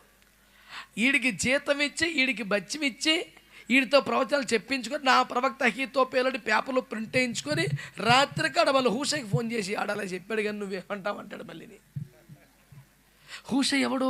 యెహోవా ప్రవక్త. అహీతోఫెలు వీడి పనికి మళ్ళీ సైతాన్ గాడు వీడు. అంటే వీడి కోటరీలో, వీడి కమిటీలో, వీడి టీంలో ఉండేదేమో అహీతోఫెలు గాడు. ఈ దాన్నే ఫాలో అయినట్టుగా అందరూ కనపడతారు. రాత్రి కాడ వీడు హూషయ్ దగ్గరికి వచ్చి అడుగుతాడు, నువ్వేమంటావు చెప్పు, నువ్వు అన్ని నెట్టుకున్నావు కదరా, అన్నే ఫాలో అవరా అంటే, నీకు తెలుసు కదా పరిస్థితిని బట్టి, పార్టీని బట్టి, కమిటీని బట్టి ఉండాలి, కానీ నేను ఫాలో అయ్యేది నిన్నే, నువ్వు చెప్పు సైలెంట్గా అంటాడు. ఇప్పుడు హూషయ్ చెప్పింది తీసుకొని అహీతోఫెలు చెప్పాడని చెప్తాడు మైక్లో. అమ్మ అసలు నెంబర్ 1 రాజకీయం అంటే ఆడు కాదు. ఎవరు? అబ్షాలోము గాడు. నాకు ఇదంతా అర్థమైంది. అమ్మ ఈడు ఇటు వచ్చాడు, అబ్షాలోము గాడు. ఈడు ఆడిని అక్కడ పెట్టి నన్ను ఇక్కడికి వచ్చాడు అని నేను ఎప్పుడైతే అర్థం చేసుకున్నానో, అహీతోఫెలు కన్నా మించుడు బొమ్మ మీద దాడి చెప్పింది కరెక్ట్ అన్నాను. అన్నా నాకు తెలిసిలే కానీ నువ్వు చెప్పన్నా అన్నాడు. నాకేం తెలీదు, ఆడు చెప్పింది రైట్ అంటాను నేను. ఏమండి, నేను చెప్పాను పలాని తారీఖని నిర్ద్వందంగా నిరూపించాడు కదా. అవునన్నయ్య, ఇక నువ్వు చెప్పలేకపోతున్నావు, నేను కన్విన్స్ అవ్వాల్సిందని అన్నాడు. అంతే కదా? అంతే. మరి ఏంటి నీ మాట ఏంటంటే, అంత కరెక్ట్గా ఆడు చెప్పినందుకైనా నిజానికి యేసు ప్రభు గత కొన్ని యుగాలుగా, కొన్ని సంవత్సరాలుగా అదే తారీఖుని రావాలి అని అనుకున్నా, వీడు చెప్పాడు కనుక రావడరా అన్నాను. ఈడు పొరపాటు చేసుకున్నాడు.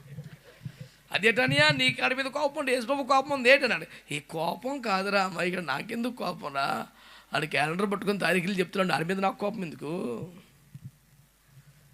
నా పాయింట్ ఏంటంటే, అది ఎవ్వడికి తెలదు, నేను చెప్పను అన్నాడు. వీడు చెప్పినందుకన్నా మార్చేస్తాడు. అన్నా నేను 53 రిఫరెన్స్లతో వచ్చాను కదా అంటే, నాకు ఒక రెఫరెన్స్ సరిపోయిందిరా.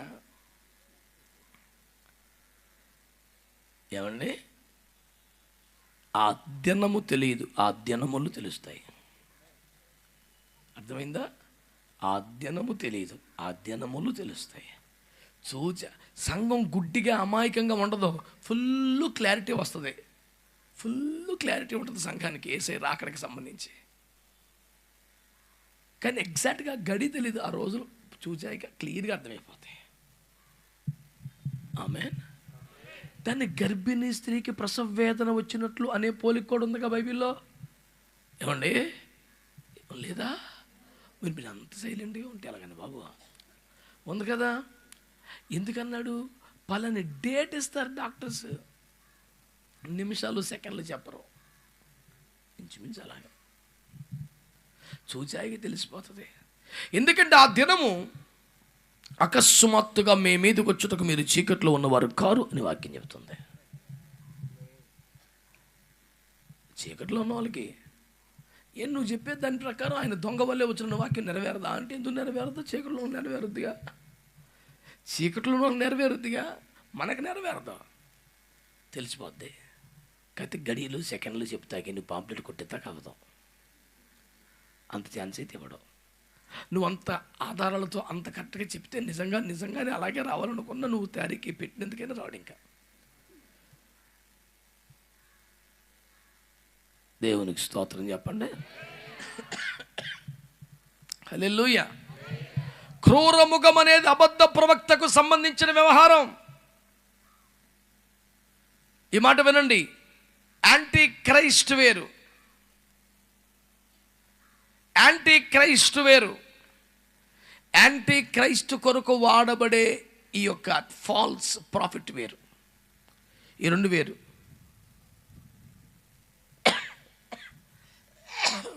యాంటీ క్రైస్ట్ అంటే తెలుగులో చెప్పండి.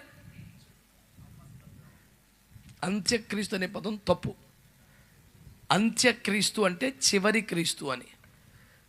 ఒకడే క్రీస్తు, మొదటి క్రీస్తు, మధ్య క్రీస్తు, అంత్యక్రీస్తు ఉండడు. క్రీస్తు ఒక్కడు.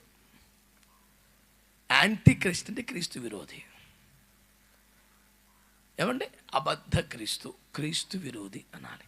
ఈ అబద్ధ క్రీస్తుకు మార్గం సుగమం చేయడానికి వచ్చేవాడి పేరు అబద్ధ ప్రవక్త. అబద్ధ ప్రవక్త వచ్చి వర్క్ చేస్తే అప్పుడే అబద్ధ క్రీస్తు వస్తాడు. వాడిని అంతిమ అబద్ధ క్రీస్తు అంటారు. ఎందుకని? అబద్ధ క్రీస్తులు చాలామంది వస్తారు కాబట్టి. అనేకులు నా పేరట వచ్చి నేనే క్రీస్తులను మీకు చెప్తారు, అబద్ధాన్ని నమ్మద్దని చెప్పాడుగా. అంటే అనేకులు వస్తారని ప్రభు మత్తయి 5:20 చెప్పేశాడు. ఒకటే కాదు, బోల్డ్ మంది వస్తారు. మీకు ఇంకా కొన్ని రుజువులు చెప్తాను, సందర్భం వచ్చింది కాబట్టి. యాక్చువల్గా రాత్రి కనాలి. కానీ ఈ అబద్ధ ప్రవక్త ఏం చేస్తాడంటే, దానియేలు గ్రంథం 7వ అధ్యాయం 9వ అధ్యాయం ఎట్లా చెప్పినటువంటి ఫైనల్ గవర్నమెంట్కి వాడు పునాదులు వేస్తాడు. రాజుల మధ్య సఖ్యతను తెచ్చి ఆ దినమున 10 కొమ్ములు కలిపి ఒక కొమ్ముని ఎన్నుకుంటాయని చూసారా? ప్రపంచ రాజ్యము స్థాపనకు కృషి చేసేవాడే అబద్ధ ప్రవక్త, అబద్ధ క్రీస్తు కాదు. మీరు న్యూస్లో చూస్తున్నప్పుడు రాజ్యాలన్నీ కలిసి ఒకటైపోయి ఇక మనకి ఇన్ని ప్రభుత్వాలు వద్దు, ఇన్ని కరెన్సీలు వద్దు, ఒక్కటైపోదామని అందరూ ఒక్కటిగా మారిపోవటానికి అనేక రాజ్యములు కలిసి ఒక ప్రభుత్వాన్ని ఏర్పాటు చేయడానికి ఎవరి మాటను బట్టి అయితే అందరూ సమ్మతిస్తారో అలా ఆయా దేశపు రాజులను ఏక ప్రభుత్వానికి సమ్మతింపచేయు రాజకీయ శక్తి పేరు అబద్ధ ప్రవక్త. వాడు చేస్తాడా పని? వాడు ప్రిపేర్ చేసిన ఆ రోడ్లోకి ఆడొస్తాడు యాంటీ క్రైస్ట్. ఏమి కన్ఫ్యూజ్ అయిపోవలసినంత పరిస్థితి ఉండదండి. చాలా తేటగా విభజన మనకు కనబడిపోతూ ఉంటుంది. అయితే వాడు తీసుకొచ్చే కొన్ని ఉంటాయి వ్యవహారాలు. మీరు పొరపాటులో కూడా ఆ ముద్ర వేయించుకోవద్దు, పొరపాటును కూడా మీరు అది చెయ్యొద్దు అని వాక్యం చెప్తుంటే దానికి ముంగుర్తుగా, దానికి సూచనగా ఈ గుర్తు పెట్టుకోమంటే పెట్టుకునేవాళ్ళు, ఈ పదార్థం తినమంటే తినేవాళ్ళు, అవసరమైతే మనం ఇంకో గుర్తు పెట్టుకుందామని ట్రై చేసేవాళ్ళు. ఇంతమంది తయారైతే మనలాంటి చిన్నకారు సేవా కర్షకులు ఏమైపోతారు? యేసు రక్తం చేయం మోతుబరులు అట్ట మాట్లాడుతుంటే వాళ్ళ జ్ఞానం ముందు, వాళ్ళ సత్తా ముందు, వాళ్ళ జనం ముందు, వాళ్ళ వ్యవహారం ముందు మనం ఏ పాట వాళ్ళమండి?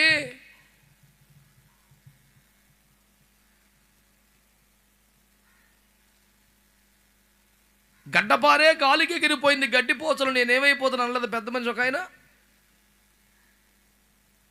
మరి ఏంటి పరిస్థితి? దేవుని వాక్యం చెప్తుంది, క్రూర ముఖం ముద్ర వస్తుంది. విగ్రహారాధనకు బలవంతం చేయబడతారు. గురుతులు వేయించుకోమని, ముద్ర వేయించుకోమని ఒత్తిడి చేయబడతారు. క్రయ విక్రయములు నియంత్రించబడతాయి. ఆ ముద్ర ఉంటేనే తప్ప. ఉదాహరణకి ఆ ముద్ర ఉందనుకోండి, ఆ ముద్ర ఉంటేనే ఆ ముద్ర ఉన్నోడికే సరుకులు అమ్మంటాడు. ఇప్పుడు రేషన్ షాప్ అంతా కార్డు పోయి చిన్న కాగితం కాడికి వచ్చిందిగా, చిన్న ముద్ర కాడికి వచ్చిందిగా. ఇప్పుడు ఏం చేయాలా? నీ దగ్గర కేజీ బియ్యం 50,000 అయినా సరే కొనేంత స్తోమత ఉంది. కానీ అక్కడ చట్టం ఏంటంటే ఈ కార్డు ఉన్న వాళ్ళకే ఇవ్వండి. సార్ నాకు కార్డు లేదు కానీ ఎక్స్ట్రా డబ్బులు ఇస్తానేమని అంటే, సార్ రూల్స్ ఒప్పుకో సార్, పోనీ గట్టిగా ఇవ్వమంటే ఇస్తాం కానీ వీళ్ళందరికి ఇచ్చిన తర్వాత మిగిలితే ఇస్తాం. వీళ్ళే 10 లక్షలు ఉండే, నీ నెంబర్ ఎప్పుడు వచ్చింది? తట్టుకోలేక ముద్ర ఏం చేసుకుంటావా? అలాంటి ఒక ఒత్తిడి గురి చేయబడతావు నువ్వు. నీ పరిస్థితి ఏంటి మరి? ఆ పరిస్థితి కొరకే నయోమి ఎలిమెలికలు దేవుడు ముందు పెట్టాడు. అమ్మో ఆగలేదు, మేము తట్టుకోలేమని వెళ్ళిపోతే పోతారు. సస్తే ఇక్కడే వస్తావు ఉంటే బెత్లెహేములో ఎవడు చావలేదు, అందరు బాగానే ఉన్నారు. వెళ్ళిపోయినాడు, చచ్చిపోయాడు. నీ ఇష్టం, ముద్ర వేయించుకుంటావా? ఆ క్రూర మృగం ముద్ర మీ మీద ఉంటే చాలా ప్రమాదం, చాలా ప్రమాదం. సైలెంట్గా ప్రజల్ని అంతా మామూలే అనే దగ్గరికి తీసుకొస్తున్నారు చాలామంది. విచిత్రం. ఒక బ్రాండ్ పేరు సిన్ అట, జీన్ ప్యాంట్లు బ్రాండ్ పేరు సిన్ అంట. ఇంకొక బ్రాండ్ పేరు లోత్ అట. అసలు ఇవి కూడా బ్రాండ్ పేర్లు అవుతాయని నేను అసలు కల్లో కూడా ఊహించలేదండి.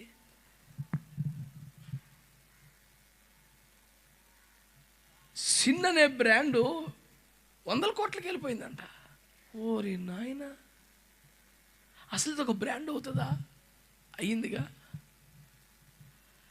మెల్లగా ఇవన్నీ పేర్లు అంత ఇంత విశేషం ఏమీ లేదని మనిషిని ఒక సార్వజనీయ భావనలో జాగ్రత్తగా తీసుకెళ్లే ప్రయత్నం జరుగుతుంది.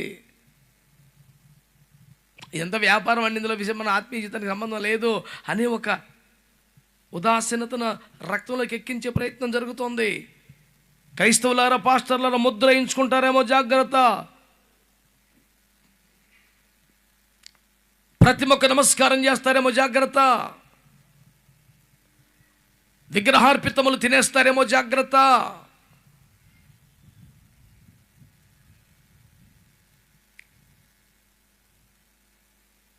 ఏ మత విశ్వాసములో ఉన్నవారు ఆ మత విశ్వాసానికి ఆధారమైన గ్రంథమును అనుసరించాలి. ఎవరి గ్రంథాన్ని వారు ఫాలో అవ్వాలి. నీ గ్రంథం పేరు పరిశుద్ధ గ్రంథం, నువ్వు ఫాలో అవ్వు. నీకు ఇంకొకరిని విమర్శించే అవసరం లేదు, ఇంకొకరిని అనుసరించే అవసరం లేదు. నీ పని నువ్వు చేసుకో, అంతవరకే. క్రూర మృగమునకు నమస్కారం చేయొద్దు, ప్రతిమకు నమస్కారం చేయొద్దు, ముద్ర వేయించుకోవద్దు. ఇది 2వ హెచ్చరిక. 3వ హెచ్చరిక ప్రకటన 18వ అధ్యాయం 4వ వచనం.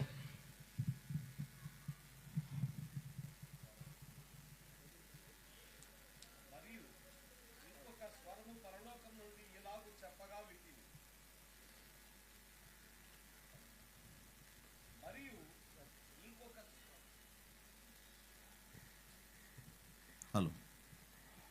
మరియు ఇంకొక స్వరము పరలోకంలో నుండి ఇలాగు చెప్పగా వింటిని, నా ప్రజలారా, మీరు దాని పాపములలో పాలువారు కాకుండునట్లును, దాని తెగుళ్లలో ఏదియు మీకు ప్రాప్తింపకుండునట్లును దానిని విడిచి రండి. స్తోత్రం చెప్పండి. హల్లెలూయా. ఇంతకీ అది ఎవరు? 17వ అధ్యాయమంతా వివరించినటువంటి బబులోను మహావేశ్య. ఇది కొంచెం సీరియస్ టాపిక్. ఇది కొంచెం 2 నిమిషాలు చెబుతాను, ఓపికగా వినండి. అందరూ వస్తే హల్లెలూయా చెప్తారా? నా మాటలు వింటున్నారు కదండి? దయచేసి ఒక్క మాట కొంచెం సీరియస్గా వినండి. బబులోను అనేది ఒక పట్టణము, అది వేశ్య అంటూ స్టార్ట్ చేశాడు. అది ఒక స్త్రీ అని చెప్పాడు. దీని స్వరూప వర్ణన చేశాడు గనక, దాని క్యారెక్టరైజేషన్ కూడా చేశాడు గనక మీరు బాగా ఈ మాటలు వినాలి. ఇది కొంచెం సీరియస్ కామెంట్స్ చేస్తాను క్రైస్తవ్యంలో, మీరు కొంచెం జాగ్రత్తగా పట్టుకోండి. ఏమిటంటే, నిజానికి ఇదొక పట్టణము కాదు, నిజానికి ఇదొక స్త్రీ కూడా కాదు. పట్టణమని పేర్కొనబడినది, స్త్రీగా పోల్చబడినది. ఇది పట్టణము కాదు, ఇది స్త్రీ కాదు. ఇది ఏమిటంటే ఒక నామకార్థ నకిలీ సంఘం, ఒక అబద్ధ బోధల సంఘం. నా మాట బాగా వినండి. మీకు ప్రకటన గ్రంథం 7వ అధ్యాయంలోను 14వ అధ్యాయంలోను సియోను కొండ మీద ఉండే 144,000 మంది గురించి రాయబడి ఉంటుంది. మీరు బాగా వినాలి. ఎవరా 144,000 మంది అని అడిగితే, స్త్రీ సాంగత్యమును అపవిత్రులు కాని వారును, స్త్రీ సాంగత్యమును ఎరుగని వారును అని మాట్లాడాడు.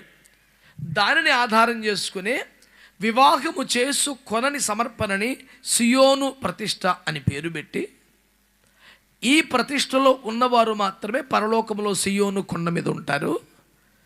మిగతా వారు పరలోక రాజ్యానికి వస్తారు కానీ పెండ్లి విందులో పాలు పొందుతారు, ఆ సియోను శిఖరానికి రారు అనేది ఆయా సంఘముల యొక్క బోధ. నేను ఎవరిని వ్యతిరేకించను, విమర్శన చేయను. గత ఆదివారం మా సంఘంలోని 2వ ఆరాధనలో నేను చెప్పిన విశ్లేషణ మీరు వినండి. ఆ సమర్పణ సర్వోత్తమమైందని, ఉత్కృష్టమైందని నేను శిరస్సు వంచి దానికి సెల్యూట్ చేశాను. నేను దాన్ని తక్కువ చేసి మాట్లాడటం లేదు, మీరు అపార్థం చేసుకోకండి, please don't get me wrong. Point ఏంటంటే అది స్త్రీ సాంగత్యమున అపవిత్రం కాకపోవటం అంటే వాళ్ళు ఏం చెప్తున్నారు, వివాహం చేసుకోవటం అని చెప్తున్నారు. వివాహం చేసుకుంటే స్త్రీ పురుషులు ఏక శరీరం అయితే అది అపవిత్రత అయినట్టే అని చెబుతున్నారు. అలా అయితే మొదటి వివాహం చేసిన వాడు దేవుడే గనక మానవుడిలో అపవిత్రత జ్వరబట్టడానికి కారణం దేవుడేం చెప్పాలి నువ్వు? అంతకన్నా బుద్ధిహీనమైన వ్యాఖ్యానం ఇంకేమవుతుందా?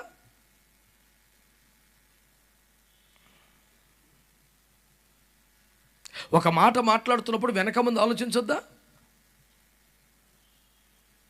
వివాహము ద్వారా స్త్రీ పురుషులు ఏక శరీరులు అయితే అది అపవిత్రతే అని ఎవడైనా మాట్లాడితే ఆ అపవిత్ర కార్యమునకు అంకురార్పణ చేసిన దేవుడే కనుక పాపానికి కారకుడు దేవుడని చెప్పినట్టు అవదా? మనం తెలివిందా నువ్వు మాట్లాడితే?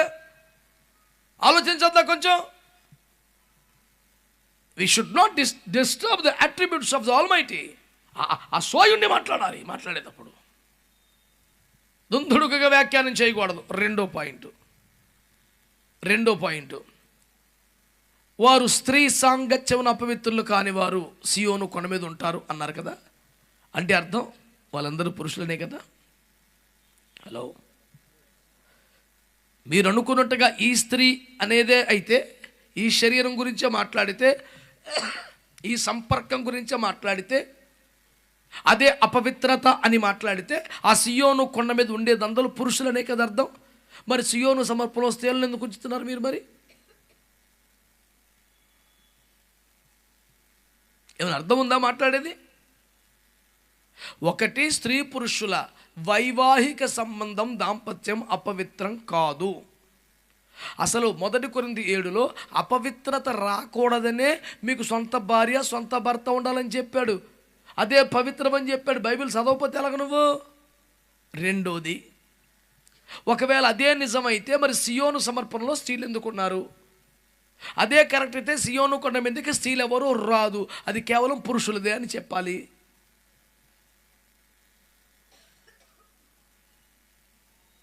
కాబట్టి ఇందు మూలముగా మనకేమర్థమవుతున్నది? ఆ సియోను కొండ అనే పరమ పవిత్ర స్థానంలో పరలోకంలో ఇటు పురుషులు ఉంటారు, స్త్రీలు కూడా ఉంటారు. అంటే ఇక్కడ పురుషులను స్త్రీలను కూడా కామన్గా అపవిత్రపరిచే స్త్రీ అనబడుతున్న వ్యవహారం ఏదో ఉన్నది. అది శరీరముగా కనబడుతున్న స్త్రీ కాదు, ఇటు పురుషులను స్త్రీలను కూడా కామన్గా అపవిత్రపరిచే ఒక స్త్రీ పేరే అబద్ధ బోధల సంఘం, నకిలీ క్రీస్తు సంఘం, అబద్ధ బోధల సంఘం. ఆ అబద్ధ బోధల్లో పడితే, ఆ అబద్ధ బోధలకు గురైతే ఎవడైనా పరిశుద్ధతను కోల్పోతాడు.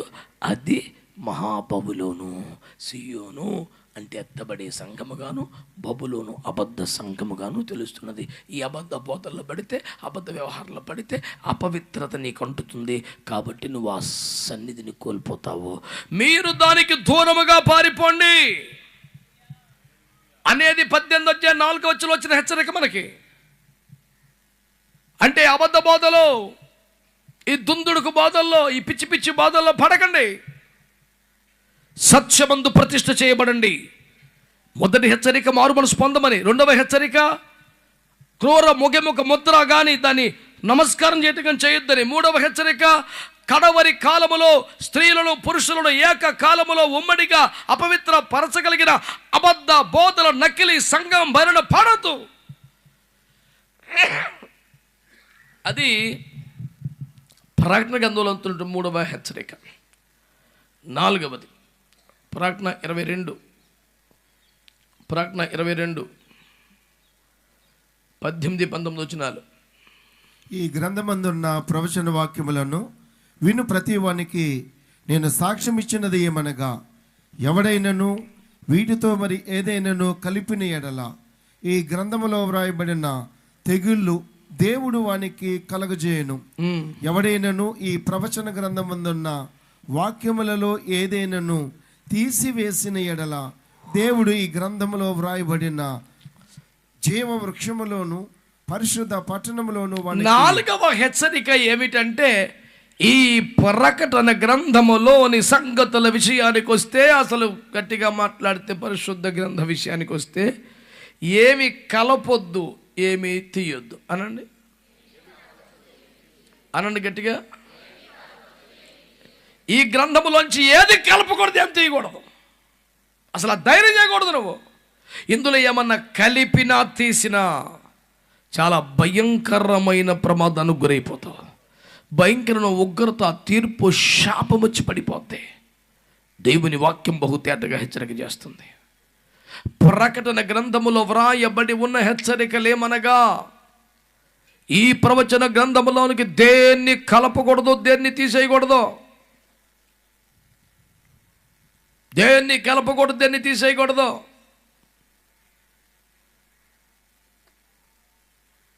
దీని పేరు చెప్పే చాలామంది వ్యాఖ్యానకర్తలుగా చెలరేగిపోతూ ఏమేమో చెప్పేస్తున్నారు సుమా. ఇందులో ఏమాత్రమో కలిపినా, ఏమాత్రం తీసేసినా భయంకరమైన శాపము, ఉగ్రత వచ్చేస్తుందని 4వ హెచ్చరికగా దేవుడు జారీ చేస్తూ ఉన్నాడు. 5వ హెచ్చరిక 16వ అధ్యాయము 15వ వచనం. హెబ్రీ భాషలో అర్మగిద్దోనను చోటుకు వారిని పోగు చేసెను. ఇదిగో నేను దొంగ వలె వచ్చుచున్నాను. తాను దిగంబరుడిగా సంచరించుచున్నందున జనులు తన దిశములను చూతురేమో అని మెలకువగా ఉండి. చాలండి. 5వ హెచ్చరిక మెలకువగా ఉండు. ఆ మాట చెప్పండి అందరూ. మెలకువగా ఉండాలి. మెలకువగా ఉండడం అంటే ఏంటండి? మత్తయి సువార్త 24లో మెలకువగా ఉండేవాడు దొంగను కన్నము వేయనీయడు కదా అని రాశాడు. అంటే శత్రువు వచ్చి మన ఆధ్యాత్మికతను దొంగిలించిన తరువాత లబోదిబోబని ఏడ్చి ఉపవాసాలు ఉండి రొమ్ము కొట్టుకొని ప్రలాపించి అది మెలకువతనం కాదు. అసలు వాడిని కన్నము వెయ్యలేకపోవడం మెలకువతగలుగుతాం. పోని మత్తయి సువార్త 26:41 ప్రకారం మీరు శోధనలో ప్రవేశించకున్నట్లు మెలకువగా కదా. అంటే మెలకువగా ఉండడం అంటే ఏంటి? శోధనలో ప్రవేశించకుండా జాగ్రత్త పడటం. శోధనలో పడిపోయిన తర్వాత ఏడవటం మెలకు ఎలా అవుతుంది? అంటే మెలకువ అనే దానికి అర్థం ఏంటంటే శోధనలో పడకుండా ముందే జాగ్రత్తలు పడటం. మెలకువగా ఉండడం అంటే అర్థం ఏంటంటే దుష్టుని కన్నము వేయనివ్వకుండా జాగ్రత్త పడటం. ఆమేన్. 6వ హెచ్చరిక 2వ అధ్యాయం 10వ వచనం. 2:10. ఇదిగో మీరు శోధింపబడినట్లు అపవాది మీలో కొందరిని చెరలో వేయింపబోచున్నాడు. 10 దినములు శ్రమ కలుగును. మరణము వరకు నమ్మకముగా ఉండుము. ఆమేన్. ఆమేన్. 6వ హెచ్చరిక మరణం వరకు నమ్మకంగా ఉండాలి. కొంతకాలం కాదు. పరిశుద్ధత విషయంలో, భక్తి విషయంలో, ఉపదేశం విషయంలో, నడిపింపు విషయంలో, భార్యాభర్తల విషయంలో, ఆర్థిక విషయాలలో, సేవ విషయాల్లో ఒకటి కాదు, మరణం వరకు నమ్మకంగా ఉండాలి. ఆమెన్ అనండి. ఆమెన్. హల్లెలూయా. ఇక 7వది చివరిది 3వ అధ్యాయం 11వ వచనం. నేను త్వరగా వచ్చుచున్నాను. ఎవడును నీ కిరీటమును అపహరింపకుండునట్లు. నీ కిరీటమును అపహరించకుండా జాగ్రత్తగా ఉండాలి. నీ కిరీటం అంటే నీ మహిమ, నీ ఘనత, నీ అతిశయ కారణం. దాన్ని బాగా కాపాడుకోవాలి. పౌలు గారు అంటాడు, ఎవడైనను నా అతిశయము నిరర్ధకము చేయుట కంటే నాకు మరణించుటే మేలంటాడు. అంత సీరియస్గా తీసుకోవాలి. మన సాక్ష్యం దెబ్బతినకూడదు. మన క్యారెక్టర్ కాపాడుకోవాలి. మనకున్న మహిమను కాపాడుకోవాలి. మనకున్న ప్రత్యేకతను, ప్రతిష్టతను కాపాడుకోవాలి. నీ కిరీటమును జాగ్రత్తగా కాపాడుకో. 7 విషయాలు ప్రభు మనతో మాట్లాడారు. 1, మారు మనసు పొందు. 2, క్రూర మృగానికి నమస్కారం చేతి వాడి ముద్ర వేయించుకోవద్దు. 3, అబద్ధ నకిలీ సంఘంతో అస్సలు కలవద్దు, చాలా జాగ్రత్తగా ఉండండి. 4వది ఏమండి, ఈ పరిశుద్ధ లేదా ప్రవచన గ్రంథానికి ఏమి కలపొద్దు, ఏమి తీసేయద్దు. 5 మెలకుగా ఉండాలి. 6 నమ్మకంగా, మరణం వరకు నమ్మకంగా ఉండాలి. 7వది నీ కిరీటాన్ని అనగా మహిమను, అతిశయాన్ని కాపాడుకోవాలి. ప్రకటన గ్రంథంలో రాయబడి ఉన్న ఈ 7 హెచ్చరికలు మనకేమైనా వర్తించే ఉన్నాయా? దేవుని గొప్పలో మనం ఇప్పుడు దాటాం అన్న ఫీలింగ్ ఉందా? ఒకవేళ నీకు వర్తించేది ఏదైనా ఉంటే దాన్ని దేవుడిని ఒప్పుకొని విడిచిపెట్టి కృప పొంది జీవితాంతం ఈ 7 హెచ్చరికలను సీరియస్గా తీసుకోవాలి. ఇదిగో సమస్తం ముందుగా నీకు తెలియపరిచున్నాను, ఇక మీ విషయమై మీరే ఉత్తరవాదులను వాక్యం చెబుతుంది. ఎన్నో హెచ్చరికల జీవితాలు వినుంటాం. ప్రకటన గ్రంథంలో ఉన్న ఈ 7 హెచ్చరికలను తీసుకోండి. అబద్ధ క్రీస్తు యొక్క ప్రభుత్వానికి ముందుగా వచ్చే అబద్ధ ప్రవక్త ముద్ర వేయించుకోకండి. చాలా జాగ్రత్తగా ఈ ప్రవచన వాక్యాల్ని గైకొనండి. ప్రభు రాకడకు సిద్ధమవ్వండి. ప్రతి హెచ్చరిక నీలో దేవుని భయమును పుట్టించి నిన్ను సత్యమును స్థిరపరిచి రాకడకు సిద్ధపరచునుగాక. చిన్న ప్రార్థన చేద్దామా?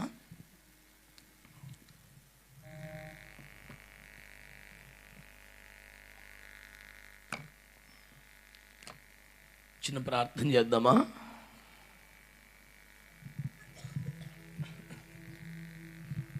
అందరం కూడా కళ్ళు మూసుకొని చక్కగా స్వరమెత్తి చేతులెత్తి ఏసైకలాగు స్తోత్రాలు చెప్దామా?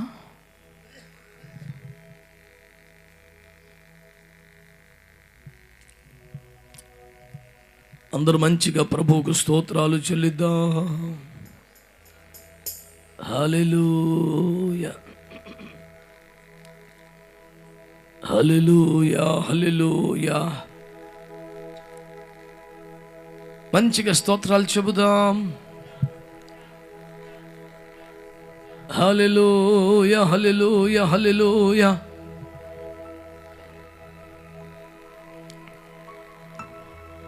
చాలా లోతైనటువంటి పరిశీలన అవసరమైన హెచ్చరికలు ప్రభు చేశారు. ప్రేమ తగ్గిపోతుంది, అబద్ధ బోధలతో రాజీ పడిపోతున్నావు, డబ్బులు సంపాదించుకున్నావు కానీ ఆత్మీయ చైతన్యం కోల్పోయావు. దేవుని వాక్యం అంటుంది, ఈ విషయంలో మారు మనసు పొందు, ఈ విషయంలో మారు మనసు పొందు. స్వరమెత్తాలి, స్వరమెత్తాలి. దేవుని వాక్యం హెచ్చరిక చేస్తుంది. రాజీ పడొద్దు, అబద్ధ ప్రవక్త యొక్క క్రూర మృగం యొక్క ముద్రలు వేయించుకోవద్దు.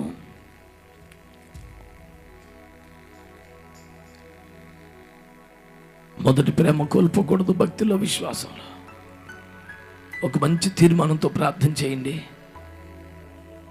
7 హెచ్చరికలు నీ ముందున్నాయి.